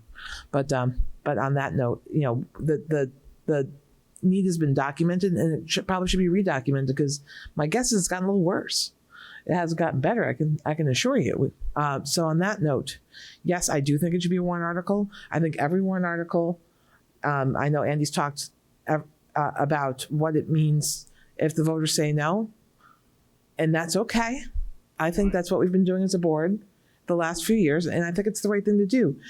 The budget should be what we absolutely feel will, impacts the day in, day out education, and, when cuts are made, the consequences of those cuts, which we have vetted very well every year, this year being no exception. But when it comes to warrant articles, we're saying, if it can wait, put it on a warrant article, and we know we are going to need it at some point. And all they're saying to us right now, if they do say no to any warrant article we talk about, is not this year. They don't say no, it's just not this year. And that's not ideal based on the goals that the board has and the goals we set for our administration, for district operations. But it's also, we wouldn't put it on a warrant article if it would bring us to our needs either. So I'm okay with it being a warrant article. I'm okay with the amount. So thank you, Matt, for doing the research at the 82.5. I'm okay with that number. So that's where I'm at, because I really haven't been able to weigh in on this yet, because we've had a lot of discussion. So with that, I think, Naomi, your hand was up. You're good? Are you sure? Okay, so I'm feeling warrant article, maybe warrant article, pretty sure, but not quite 100%. I'm feeling warrant article. But Andy, I'll let you weigh in to see. No, so this is going to sound small, but I'm extremely sensitive to the public involvement in this aspect, because I want them to know that they've got involvement.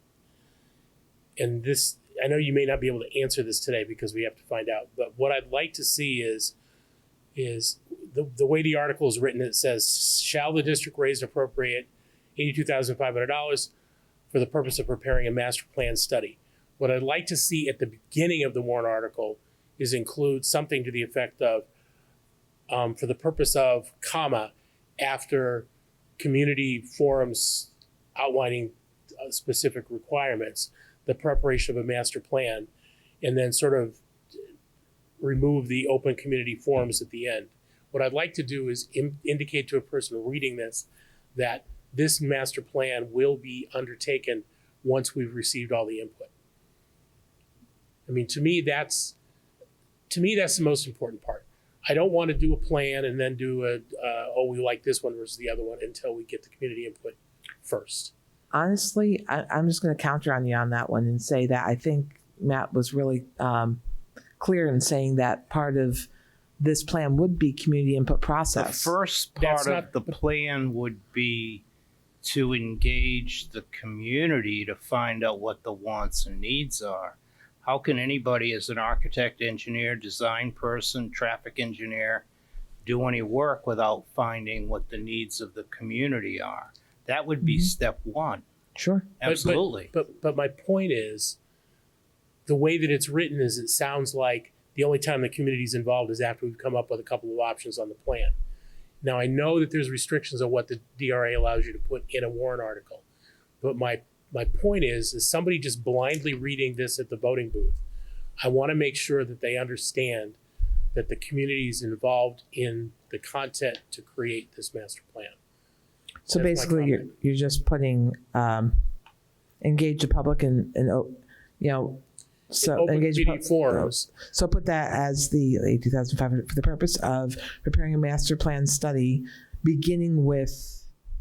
Master plan study with multiple options for Merrimack High School and school district property along O'Gara Drive, beginning with community, open community forums, blah, blah, blah, and then go back into it. So you're just basically rewording it. You're not But it's redesigning important. the And request. I know it sounds stupid, but it's important. And maybe I'm the most sensitive at this table, but I think that what we've learned is that if we want the public to buy into what we're trying to do, we've got to include them from day one. That's my whole point. I'm not saying let's do the warrant article, let's ask for the money. If we don't get it, we don't get it. Okay. But at least we're asking and we're giving people the indication of why we're doing this. So had some thoughts on this, so I'm going to go back to that. But as far as thoughts on what we get done tonight, what we'll do then is we will put warrant articles on our agenda for Tuesday so we can have the final wording is what we vote on. Because I would have, if everything as presented, the wording was ready for prime time, I would have said we could have voted tonight, but that will just add an agenda item next week if that works for you. Okay. Good. Cinda and I think Matt, did I see your hand too? Oh, I was just going to say, just a reminder, I will not be here next week. Okay. Point of clarification. The last sentence says, and to engage the public in open community forums. Does that, you don't want to say it twice, right? No, that's what I mean. Move it to the front. And I just wanted to make basically sure end it before- off by saying, improve traffic flow, analyze and optimize field space, with a result of a selection of with a result of various a plan for various configuration options or something like that. Cinda? Can we not just use the voter's guide to explain that? So- Honestly, I'm just gonna, and I'm kind of going with you. And I'm just bear with me here. We're not going to have a 5-0-0 vote next week if we do it on Tuesday. And if it's nothing more than the wordsmithing and the content and the intent is there, I would hate to not have a 5-0-0 vote or a 3-2-0 vote or whatever the case may be, not a whole board vote over a wordsmithing issue. I don't think it's going to change what it is. And I think the voter's guide, you're right, can do that. And I think that when we're at the deliberative session, we can defend it. And having that be a deal breaker for a 5-vote determination, I would prefer whatever we could do to avoid that, because I don't think, again, it materially changes what the intent of the article is at all. I think I understand your intent, but I don't think it's a material adjustment, and I would hate to make that an inhibitor to progress. So But that's my personal. But so go ahead. the question I have is, who's owning the presentation of this at the deliberative session?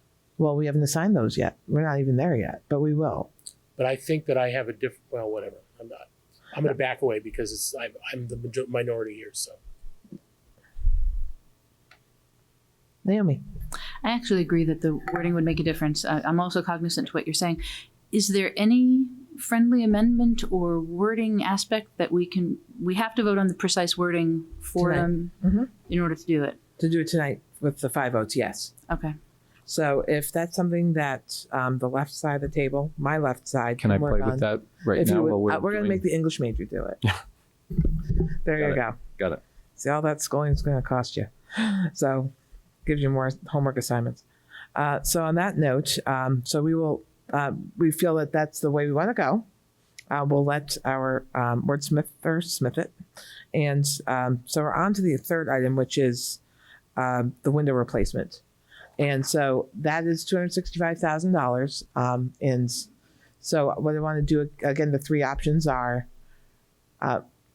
restore the operating budget, warrant article, or wait till next year, or wait till another year. So, Brandy, I'll let you go first. I'd like to put that as a warrant article. Thank you, Brandy. Naomi, Warrant article. Andy, Same thing. Warrant. and I would have preferred to skip it, but the will of the board is what I will support. So, so the warrant article is written as good. So at this point, I think we can get somewhere.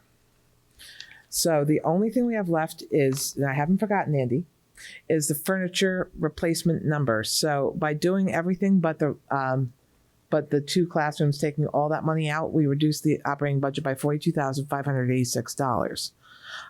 Do we feel like we want to do a partial restoration, a total restoration? And if so, what's the will of the board? So I know Andy had a partial, they had a meeting the other night, so I'll just do another down the road thing. So Brandy, I'll start with you.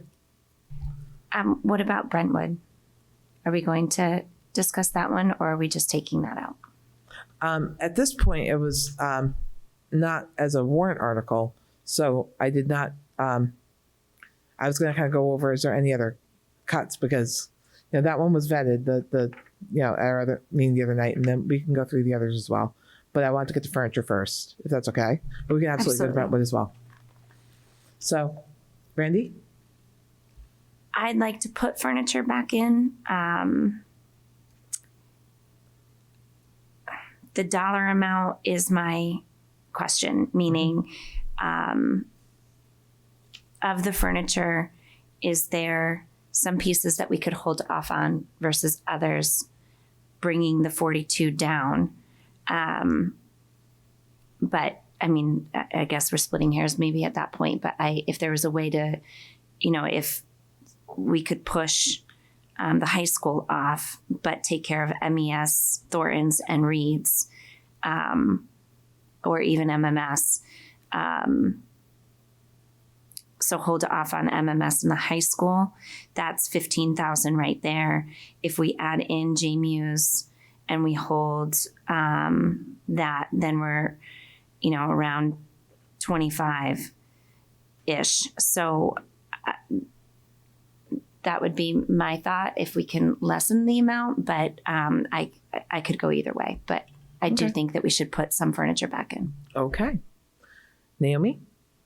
I'd like to see it restored in full. I think that with the size of the budget that we have, at this point, we're nickel and diming something that the schools and teachers have asked us for. Okay. Thank you. Andy?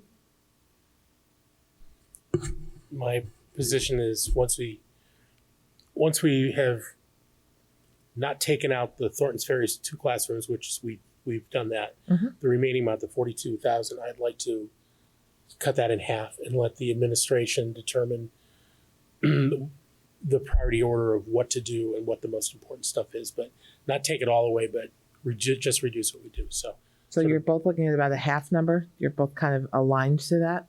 Yeah, Okay. I think so. Cinda? There were some big ticket items that we deferred to next year. And because of that being one reason, and the amount of the furniture and the usage needs for it, I'm in favor of restoring in total back to the operating budget. And I'm in agreement with Naomi and Cinda. At this point, we're at the number 42,586. That and the field would put us again still with over $1 million in cuts in front of us as it stands now. And we're still going to talk about the other cuts, but at this point, it looks like a prudent thing. And again, you're right. We do have an annual furniture request. So all we're doing is we're adding to next year's request. So I'd be more inclined to the 42,586. So if that's let's see, insurance, windows we talked about, furniture we talked about, master plan we talked about, drainage we talked about. Brentwood is the next one on the list. So as far as cuts, we'll go down the table again. So, and Brandy, since you started, it only seems right. So Brandy, I'd love your thoughts. I'd really like to see us take Brentwood down. I heard a comment on Tuesday that we're piecemealing it, and I've thought about that one ever since. I feel strongly that Brentwood, the space needed, let me rephrase. Brentwood itself is not usable. And while we can do some trainings and utilize it for town purposes, that space initially, when we asked the town for the funds to buy that property, we did so with the understanding that we were going to tear down the building. The building itself would need to be torn down regardless if we move forward with a master plan or not. It still needs to come down. So I look at that and I say it's money well spent, because that space, Brentwood itself, to heat it and everything just in my mind doesn't make sense when it can be used twice a year. How many times did you say that police have utilized it? They used it this afternoon. So far, it's been around 4 times. 4 times, and we've spent $23,000 or 41. I've heard several numbers. Well, to ramp down, we had in the budget 41, and because we're turning the heat down and everything like that, it's around 20. We can probably even go below that and keep it functioning.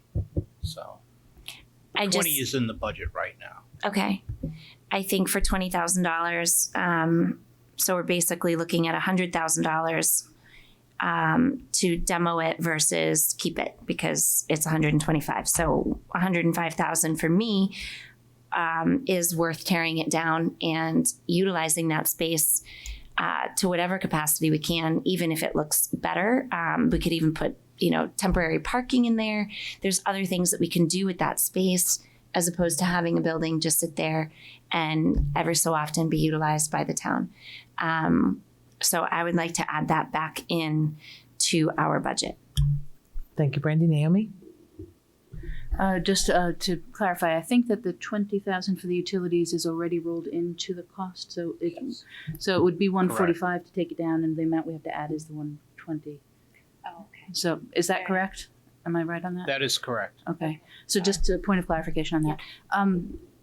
I want to see it down, and my choice would be to put it back in the budget, except for one thing, and that is I suspect strongly that if we do, we will not get the master plan. And of those two, the one that moves us further forward is the master plan. So if I had my druthers, I'd do both, but I don't know that we're going to get both. And so that makes me start doing that judgment. Now, that said, that's just my instinct, and I'm certainly open to people's opinions on if that is right or wrong. Andy? I think it was pretty clear last time that, while I agree that Brentwood ultimately will go down, that we need to do the plan first. I know that planning and building, the budget committee will likely want to take it down, but I also think that there's an opportunity for us. I mean, if the police have used it 4 times already this year, and I think there's an opportunity to offer it to other law enforcement agencies that we could potentially ask for some minimal funds to help potentially even offset the cost to keep it up. If it's got a use, I mean, the reason we're tearing it down is because we think it has no use. And some people will say it's an eyesore and we might be able to use the land. But the problem is the budget, the way that it is, just has hardscape put over the top, not necessarily gravel or use functioning for parking or whatever. It's not thought out of how to use it. It's just, okay, we'll tear it down and then we've got this open space. So to me, it's part of the plan, and I would like to plan before I did. And I think that spending $20,000 and then potentially recouping some through utilization this year is more prudent than spending the $125,000 before we have a plan for in place. So because we've decided to put the plan as a warrant, I would not support putting this back into the budget. Thank you. Cinda? I spoke a lot about this on Tuesday, and I feel very similar to Andy. I just want, until we have the master plan, until we know, I'd like to get more feedback from the public. I'm not in favor of taking it down this year or putting it back in the operating budget. And I'm definitely aligning with Andy's opinions on this. And again, I'm appreciative that our police department sees the value in using it for training, because the one thing that we're very fortunate to have is a high quality police department. Wherever we can collaborate on utilization of resources to make Merrimack better, we always try to do that. So they've been a good partner for us. We're giving them a resource. They've been very generous with providing resources for us, middle school and high school resource officers, giving them this opportunity in return to do something. And I know that there's some turnover at the police department as well, so they're getting some new people in. Giving them this opportunity with our facilities, I think the timing is excellent to give them the opportunity to use that. So that's where I'm at. So I would say on Brentwood, I'm definitely feeling we should, another year, and again, the plan will drive its end game. And you know, with what it's truly going to be when it gets done. So I'm more in support of that. So the other ones left are charter school bus and vocational education transportation reductions. I'm just going to lump them together because they're both transportation based. So Brandy, how do you feel about those two items? I'd like them removed and not included as a warrant article. Thank you. And Naomi? I'd like them removed, and compliments on finding some places to cut that genuinely money wasn't needed. Great, thank you. Andy? Ditto. Removed. The same. Removed. Yeah, okay, I know. Good. You know I'm glaring at you. I'm going to contextualize it on camera. So on that note, what we have tonight so far with the cuts, because I've been trying to keep up with the numbers while we go. So with the cuts that were proposed, we are at $270,436 below default as presented. We have restored two areas, which are drainage at the Merrimack Middle School for $75,000 and furniture replacement at $42,586. So the restorations were totaling $117,586. Taking that from the $270,436 below default that we were when we started this exercise, we remain $152,850 below default. Am I impressing you yet, Matt? Yes, you are. Excellent. Thank you. So as long as that's the case, we would be taking the budget, which was, actually I have that from the other night. So 80 million. We started our budget tonight at 80 million. I had it the other night, so hold on. 80,264,413. Okay. No, that's right. That's the default. That's so it was over default. 81,117,846. Right, but then we reduced the 450 the other night. Right. Yeah. So Well, I'm counting that all together anyway, just to. right. So what we were looking at was, and I'm going to just do the math live on TV because that's awesome. So we took out the 450. What was the total amount for that? 450. 104. Okay, so bear with me. My phone fell asleep. So we started when the budget was presented to us at 81,117,846. At our meeting on Tuesday, based on actual healthcare enrollments that we didn't have at the time of our budget books were published, we reduced it by $450,104. Then that put us at $80,667,742. Taking out the reductions tonight, which were $152,850, sorry. I'm trying to read sideways. So minus $152,850. We have a budget of $80,514,892. $80,514,892. Matt, are you are my numbers following along for you? I'm not moving as fast as you. Okay, that's fine. Yeah. So again, we started the budget season at $81,117,846.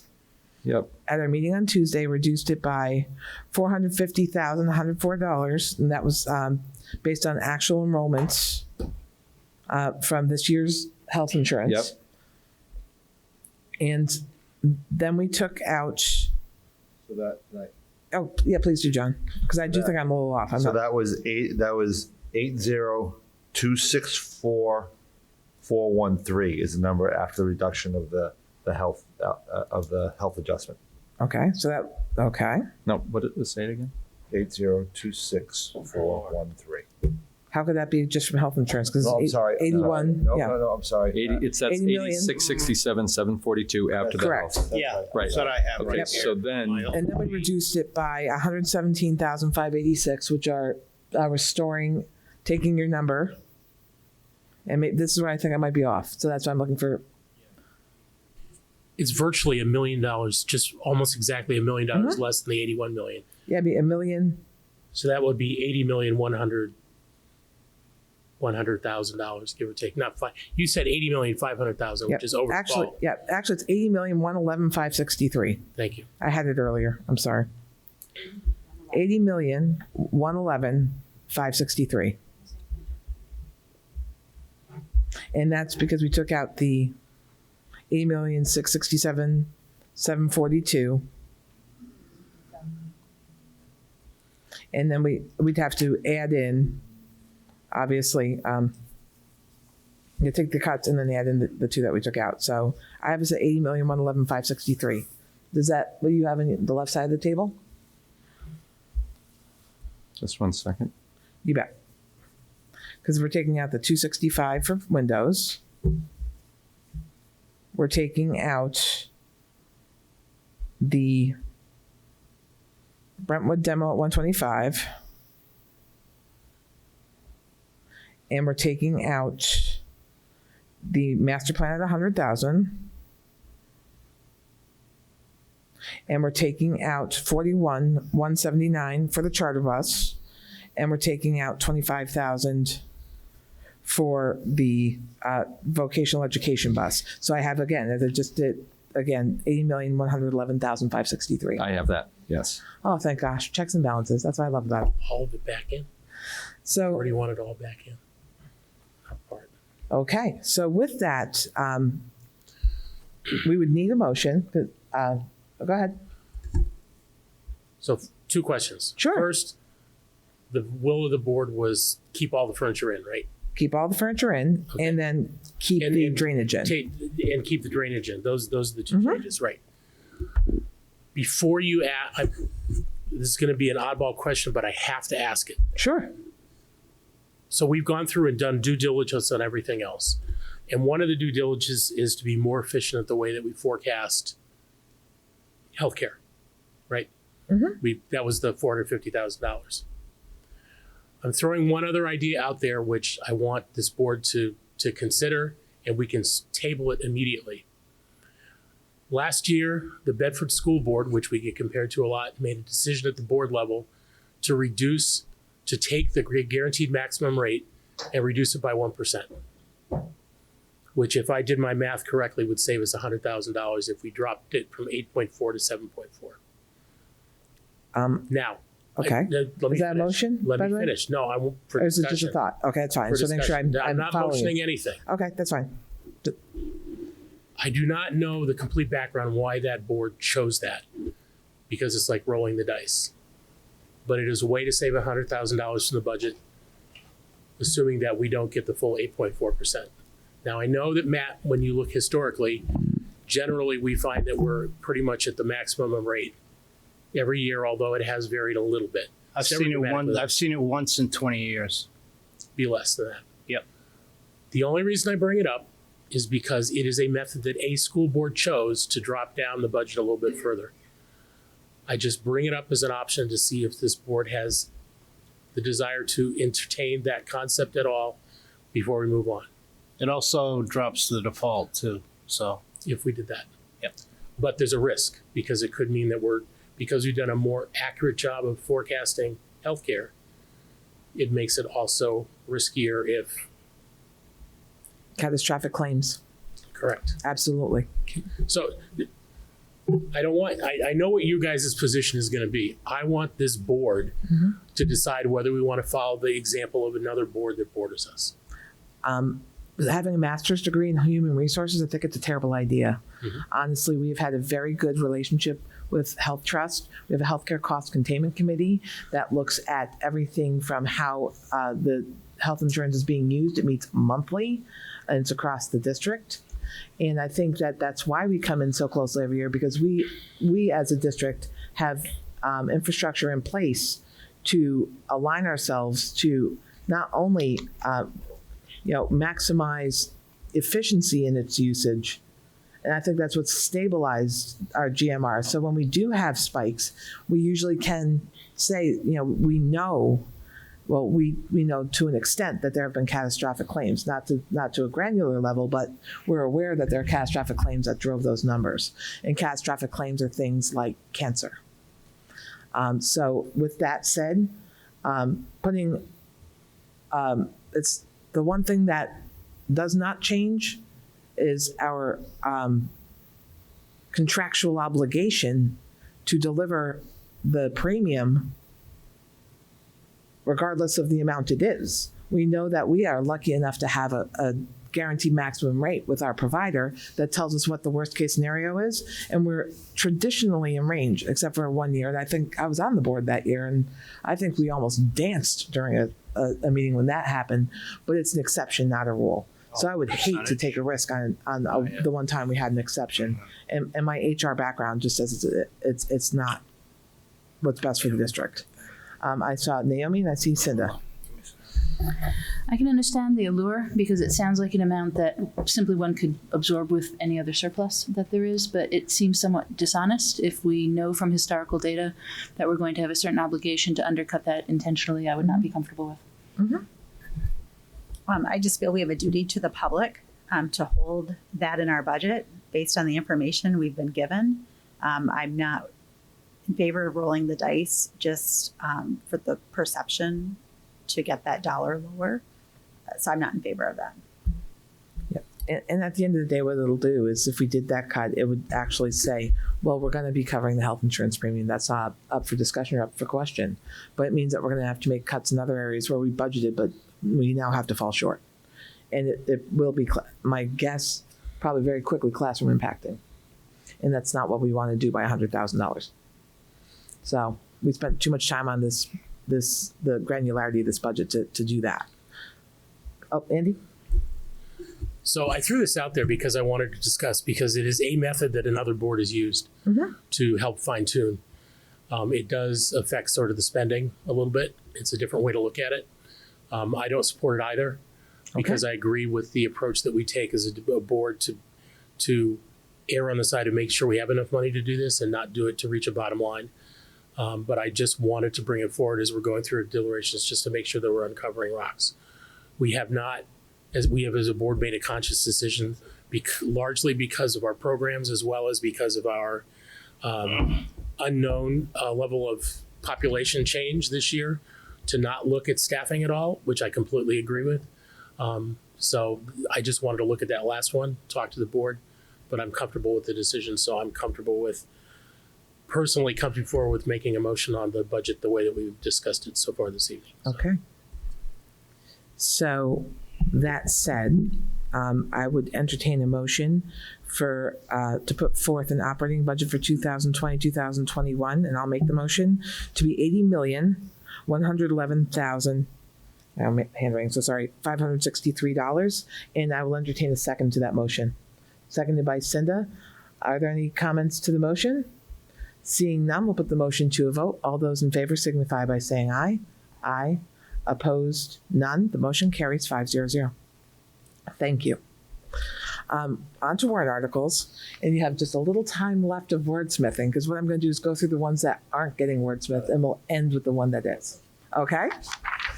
So we're on to article number 1, and we don't have to vote on that because that is the actual ballot of candidates for the different elected bodies. Article 2 was, shall the Merrimack School District... Sorry? Point of order.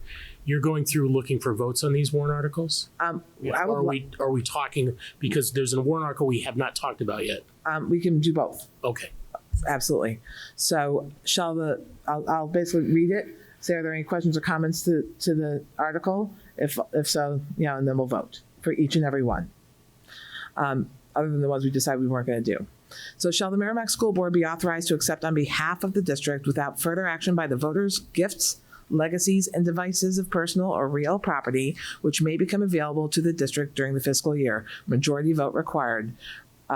And the school board vote is what we would have now. So before we vote, are there any questions or comments to Article 2? Naomi? Just because it's worth doing for people who haven't heard it in the past, I think it would be worth putting on record the full reason for this one. It's one of the least understood ones. Oh, okay. So since you have written it, I think I've copied and pasted it every year. Every I don't year. think the RSAs have changed. I change it a little bit here and there, but this is it authorizes the school board to accept gifts of real property. So the example we use all the time is land. There have been 2 instances where we were gifted land. The town owned an acre of land right at the end of the Merrimack High School parking lot that they gifted us a number of years ago. And then we were gifted 13 acres from the Ronca estate, which is the land that goes down the hill. Help me out. What's the name of that street? I forget. Turkey Hill? No. The hill next to the high school. Woodward. Woodbury. Woodward. Thank you. Thank you. The one you park alongside of everything. Yes. Yeah, that goes down there. So there's 13 acres there. And so without that, the board couldn't just say thank you, accept it. You know, of course, the board does its due diligence because you don't want to accept a gift of land that's a potential Superfund site, right? So the board does its due diligence. They hold a hearing. They discuss it, and then they would accept the property if they deemed it necessary. If you don't have this, you have to go for a warrant article. It's got to wait a year out unless you hold a special meeting. So it's something that is advisable to do. Yeah. Okay. Are there any other questions or comments on this article? Seeing none, all those in favor of Article 2 as written signify by saying aye. Aye. Opposed, none. The motion carries 5-0-0. Article 3. Let me make sure. Oops, sorry. I'm going to start using my glasses again. Sorry. Okay, so shall the district raise appropriate an amount up to $150,000, said sum not to exceed 10% of the unencumbered surplus funds remaining at the end of fiscal year 2019-2020, and to transfer that amount to the School District Repair Capital Reserve Fund, previously established for the purpose of providing unanticipated and/or emergency repairs to all school district facilities. Majority vote required, and we would have to vote as a school board, and of course, at a later date, the Budget Committee will have this to vote on as well. So that is something we talked about Tuesday, that our current balance is about $350,000. Mm-hmm. And we have used those funds in prior years for emergencies that have included phone system crashes. I think Yes. we've had server crashes. We've I had forgot about that one. Yeah, the Yep. $10,000-$15,000 in the high school. The bleachers, $98,000. Yep. Bats. Bats, the roadway that washed away during the Mother's Day flood, back of the high school Mhm. to the lower field down there. Yeah. Superstorm The Sandy. had- Yep. special ed office when Hurricane Sandy came ripping through. So John had a skylight in his office for a little bit. So So on that note, it's, when he was in that position. right, when you have a facility, and we've talked about the acres of roof and everything else that we deal with. Yep. Just, that gives a kind of an example of the scope of what that $350,000 will cover in a catastrophic situation. That's like we used it for the electrical systems this Yes. year too. Yes. So with that, we would look to establish $150,000. Were there any other questions or comments on this article? Andy? We never really talked about this last time as to whether the board felt it was important to do or not, because I'm not in favor of doing this, largely because given all the other items we have, when we first started talking about adding this number in, we had like almost nothing. We were like 100,000 or less. We had drained it out when we did the thing, and we've over the last couple of years done a good job of bringing it up to the 350 it is now.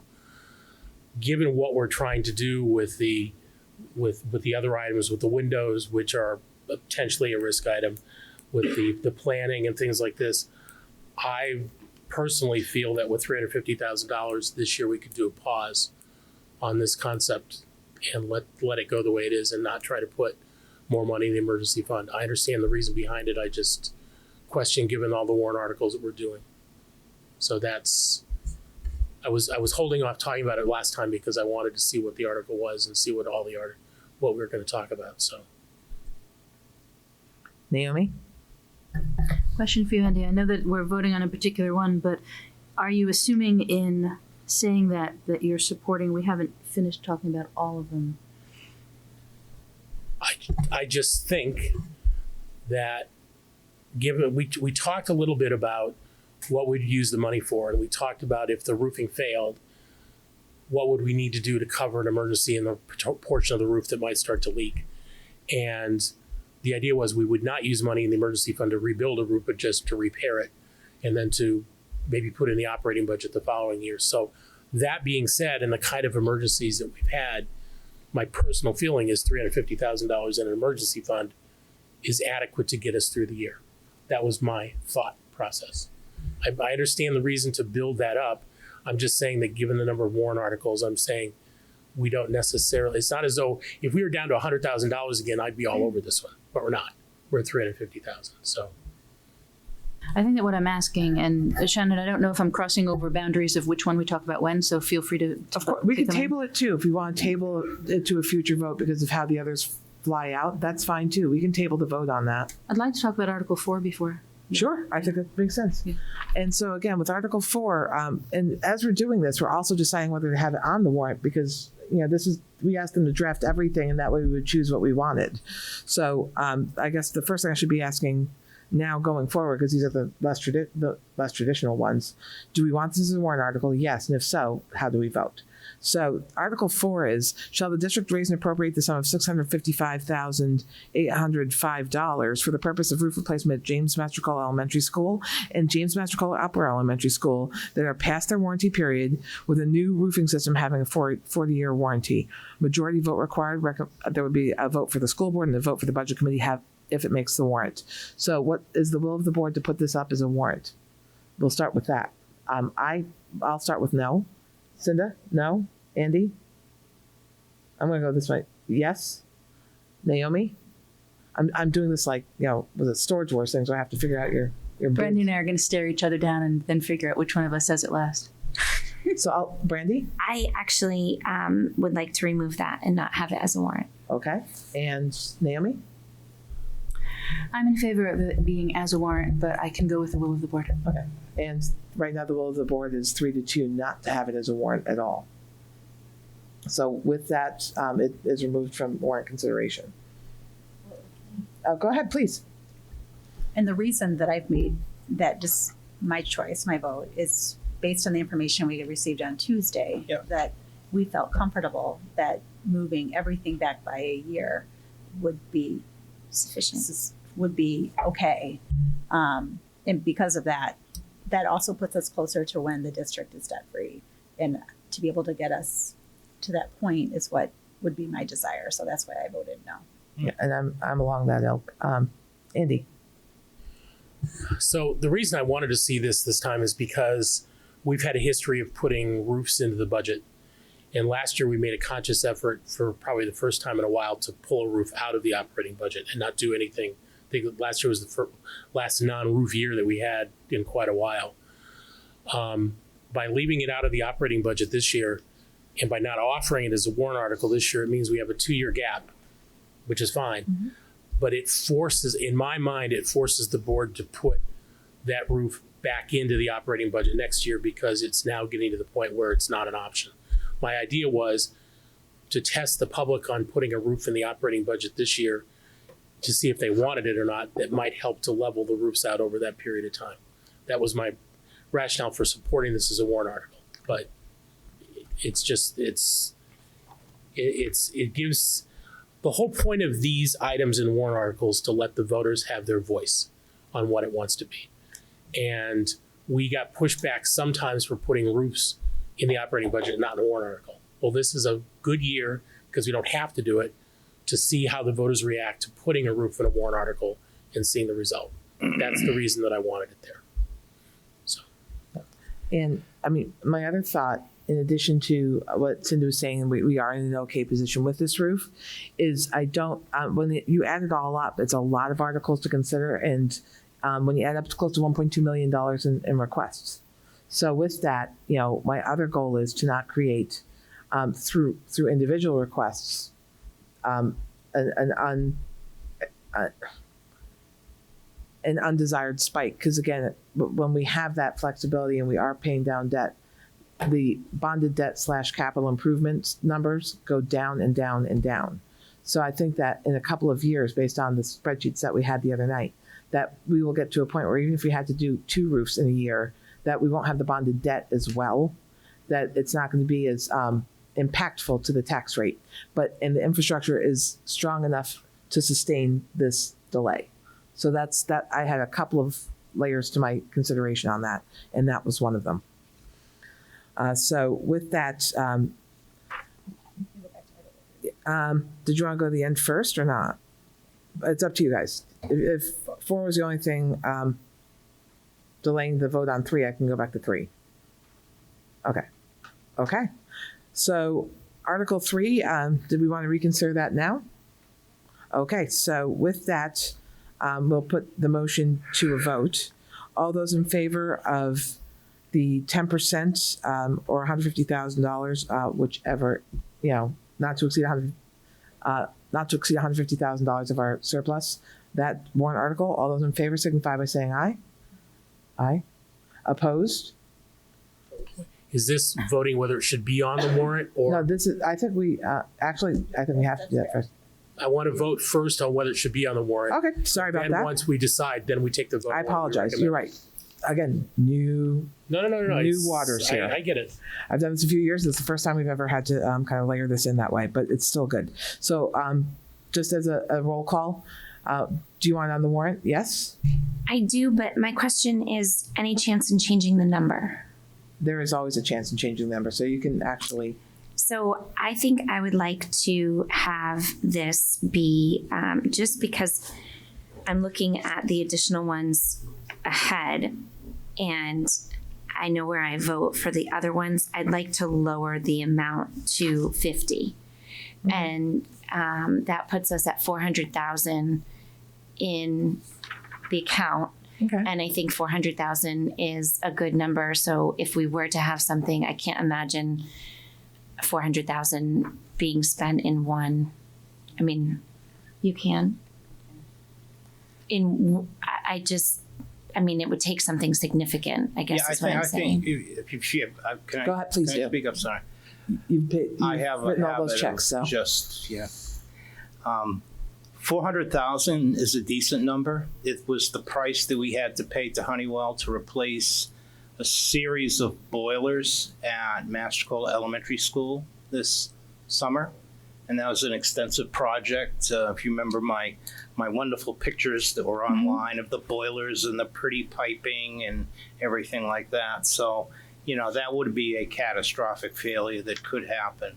And if you want my opinion personally, I'm comfortable with the 400,000 in there for this year. So yeah, for this year, I'd like to lower that amount to 50, and then I would be I would want that as an article, as a warrant article, and I would be voting yes on that. Okay. So what are your thoughts on as written and Brandy's additional thoughts? I like it as written. Okay. I think that we're beginning to defer maintenance. We're putting off the windows, we're putting off the roof, we're taking on additional, even if it's relatively low risk, to those items. And so I think that puts a greater burden to have an emergency fund in place. Okay. Andy? I would support the article if it was a lower amount. Okay. Cinda? I agree with it as written. And honestly, I would have probably been more toward as written had it not been for Matt feeling the comfort level, because he does cut those checks all the time. So honestly, I never say often that I'm on the fence, but at this point I am. Usually I have a very, the data usually drives me to a conclusion. And with this one, I think either way, I think the article needs to be there. I think we continually need, as long as we are an entity that does not retain a surplus, we need something. And it's never going to be for something that isn't catastrophic.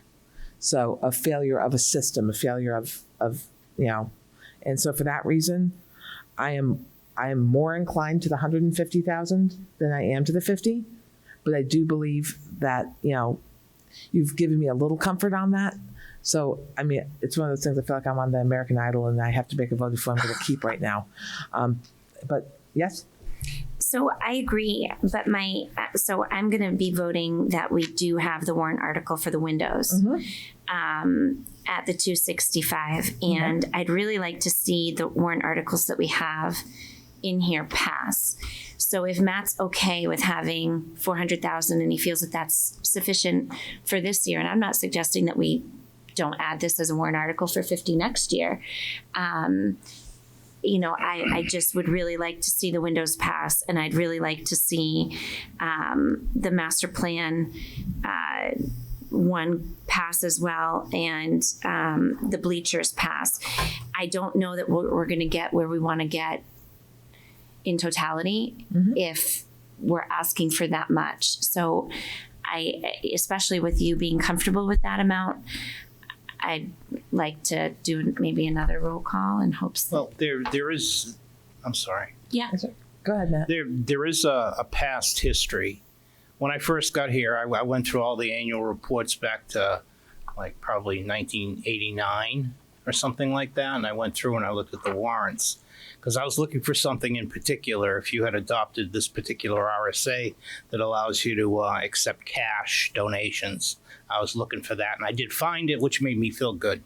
But I did see that this district back then in those days did have a history of every year putting some money in, let's say, the Special Ed Capital Reserve Fund, once that was established, the Roofing Capital Reserve Fund, and the Pavement Capital Reserve Fund, which there is no more. And this is a newer one, but they had a history of like 50,000 here, 50,000 there, and just continuing on every year. And it became more of a, okay, this makes sense, it's prudent, let's go forward with it. So that's why I'm not having apoplexy over the $50,000 and sitting with a $400,000 balance in that account. That's the only reason. If we maybe look to be consistent over the years with at least funding a few of these every year. Okay. Cinda? I mean, I'd almost rather fund it and then if nothing comes up, not have it on there next year. Because we've had instances that even in past years have been about that same amount of money. It makes me feel like we don't have enough of a cushion if something really happened. And given Naomi's point of the aging infrastructure, and I know we have some issues with our Honeywell stuff too, that's really old.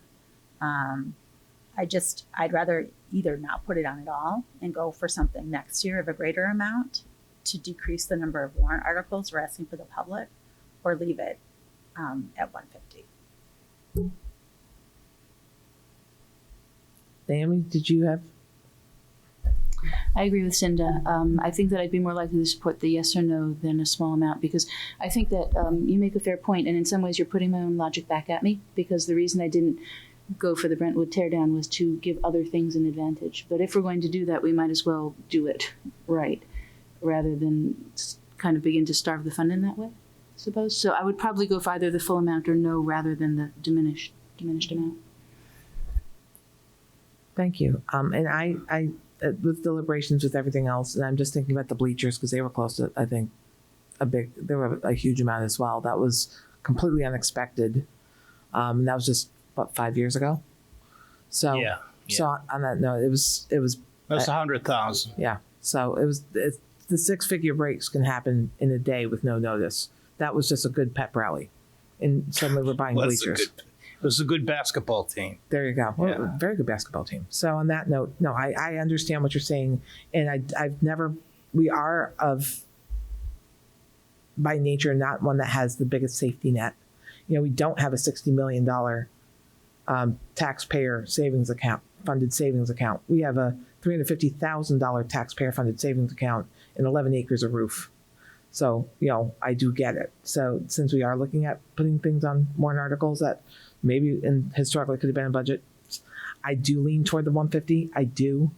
I did appreciate and respect, obviously, the consideration of that, the validation of that. So clearly, the fence post was right. I'm not usually that way, but I am going to lean toward the 150.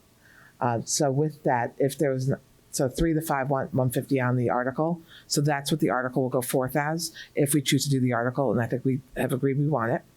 So basically we will present the article as written for a board vote.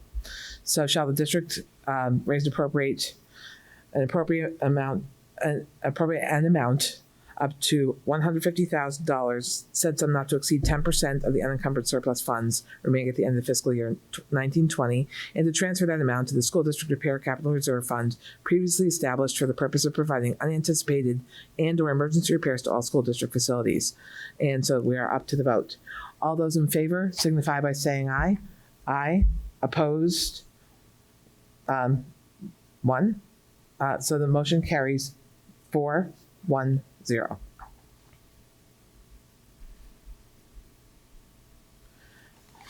We are going to remunerate. So the new Article 4 is, shall the district raise and appropriate the sum of $265,000 for the purpose of window replacement at Merrimack High School that were original to the 1970 edition and have cracked seals and manual locking systems that are not operational.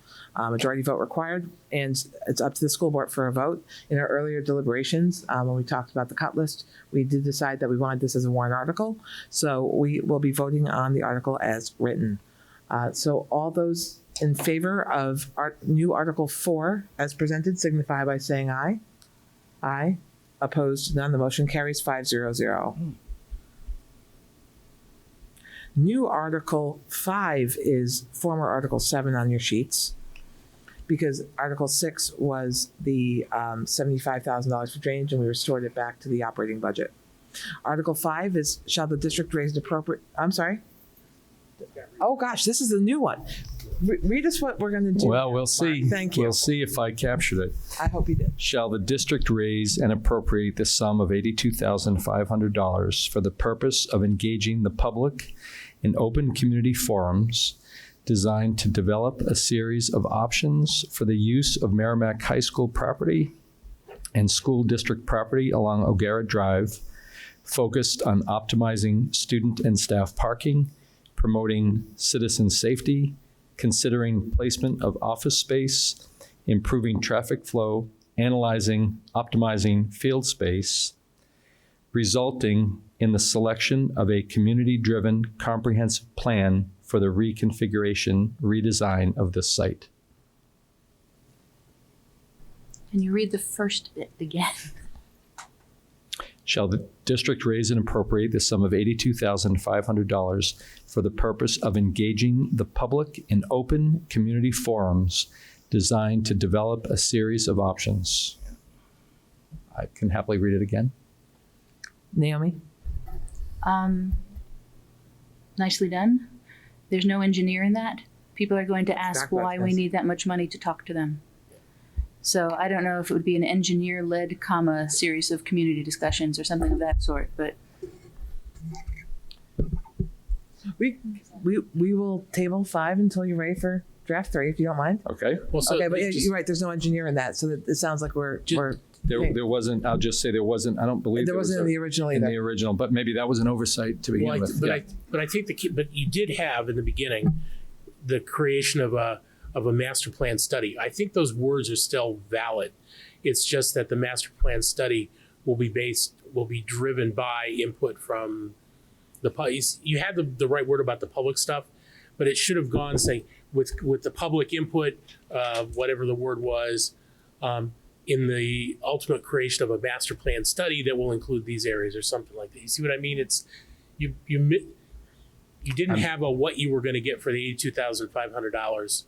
Really, you had to almost get to the end and you're like, well, really, is that what it is? But I think the key master plan study is the important phrase that you don't want to lose. Does that make sense? John? Would it make sense for the term engineered? I'm just listening. Engineered master plan study. Would that get to what you're trying to get? Well, it would help, but I mean, the key is the public part up front.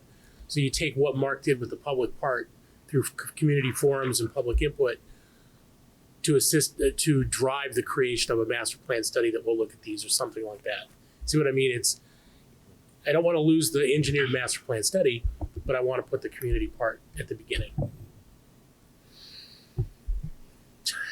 So Not missing your English we teacher are days so anymore. sorry that it's going like this, but I will say that if we could say $18,500 for the purpose of hiring a professional engineering firm to There you go. blah blah blah blah blah English major, English major, English major. There we Okay. go. Okay. Okay. Do you want me to play with this for a minute? If you wouldn't mind, yeah. Brandy has. Brandy? Everything that you just said, and for the purpose of preparing an engineered, however you just phrased it, was perfect. And then instead of a master plan, a community-driven master plan, would that meet your goal? I just want the community involvement at the beginning of this. That's all. Okay. I think this is good. We're getting there. You're doing a great job. So you probably did very well on your essays on your SAT because you had to write them in 45 minutes. So and that's how we're here. So on that note, we're going to table Article 5. We are going to go to Article 6, which is shall the district raise and appropriate the sum of $105,000 for the purpose of replacing the bleachers in the Smith Gym that are original to James Mastricola Upper Elementary School and are not ADA, Americans with Disabilities Act compliant. Majority vote required, and we will be voting on this if we choose to put it on the warrant. This was not on the cut list because it was not in the operating. So at this note, this is always intended to be a warrant article. So we need to decide, do we want this as a warrant article tonight? So Brandy? Yes, I do. Naomi? Yes. Andy? Yep. Cinda? Yes. And so we will be voting on this. So Article 6, as read, we will do a formal vote. So how do we vote? All those in favor signify by saying aye. Aye. Opposed, none. The motion carries 5-0. Article 9, because of the wording, we just voted on the budget itself. We will actually vote on the warrant for the budget right now.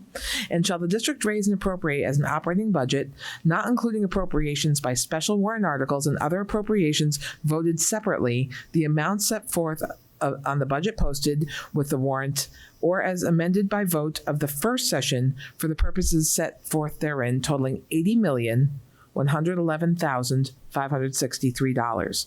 Should this article be defeated, the operating budget shall be $80,264,413, which is the same as last year, with certain adjustments required by previous action of the district or by law, or the governing body may hold one special meeting in accordance with RSA 40:13, sections 10 and 16 to take up the issue of a revised operating budget only. Majority vote required. So recommended by the school board. So how do we vote? All those in favor signify by saying aye. Aye. Opposed, none. The motion carries 5-0. And this is what will go forth to the budget committee. Did we do what did we do with the middle school? We put it back in the operating budget. Oh, that's right. So yes, I've been following along closely and I'm trying to do my best. Renumerating as we go. So I'm actually, even at 9:15 at night, we're doing pretty good. So I'm going to check with our wordsmith. He'll be right with us. So we will be ready momentarily. And this has been great work. So. Okay, let's see.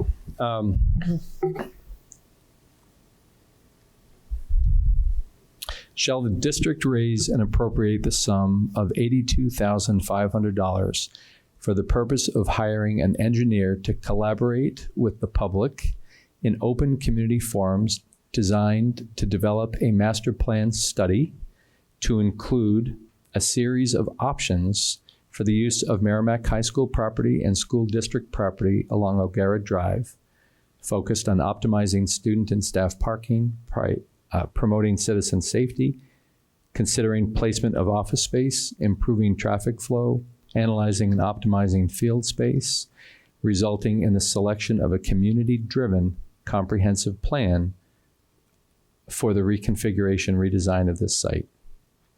So the change is for the purpose of hiring an engineer to collaborate with the public in open community forums That's the big change. Are we good with that? Okay. So all those in favor of Article 5 signify by saying aye. Aye. Opposed? None. The motion carries 500. So tonight we have pushed the district operating budget forward and the warrant articles forward, which is the first we've ever done this. So the extra time came with great reward. I know the vice chair of our budget committee is in the audience tonight, and we look forward to delivering. We're proud to have delivered this to you a little early, knowing that you have a tight deadline as well. And I'm glad we were able to meet your deadlines by moving up some dates. So thank you for making all those meetings as well. So on that note, wow, it's been quite a night. We are on to item number 8, which is, I think we're on to public discussion. So, goodness. So anyone from the public that would like to speak, please state your name and address for the record. Good evening. Scott Adler, 3 Deerwood Drive. I want to take a couple minutes and thank the board for all the work that they've done in this budget session. This is, as you guys know, all new to me, but we're looking and educating and trying to get things figured out. I appreciate the diligence that you took in reducing the budget, both on the administration side as well as the board side. I do want to continue to remind us, though, that it is important that we do look at where we're spending as well, not just in reducing budget. So I'm looking forward to Chair Barnes, when you put together whatever it is that we're going to do that you were mentioned at the last meeting regarding an exercise of going through that. So I just want to take a couple minutes and say thank you for all that you've done, and look forward to the budget committee meetings. Thank you. Thank you. Is there anyone else from the public that would like to speak? Seeing none, we are down to 3 and no one's getting up. So, okay. So with that, we will close public participation and I will entertain a motion to adjourn. Made by Andy, seconded by Naomi. All those in favor signify by saying aye. Aye. Opposed, none. The motion carries 500. Thank you and good night.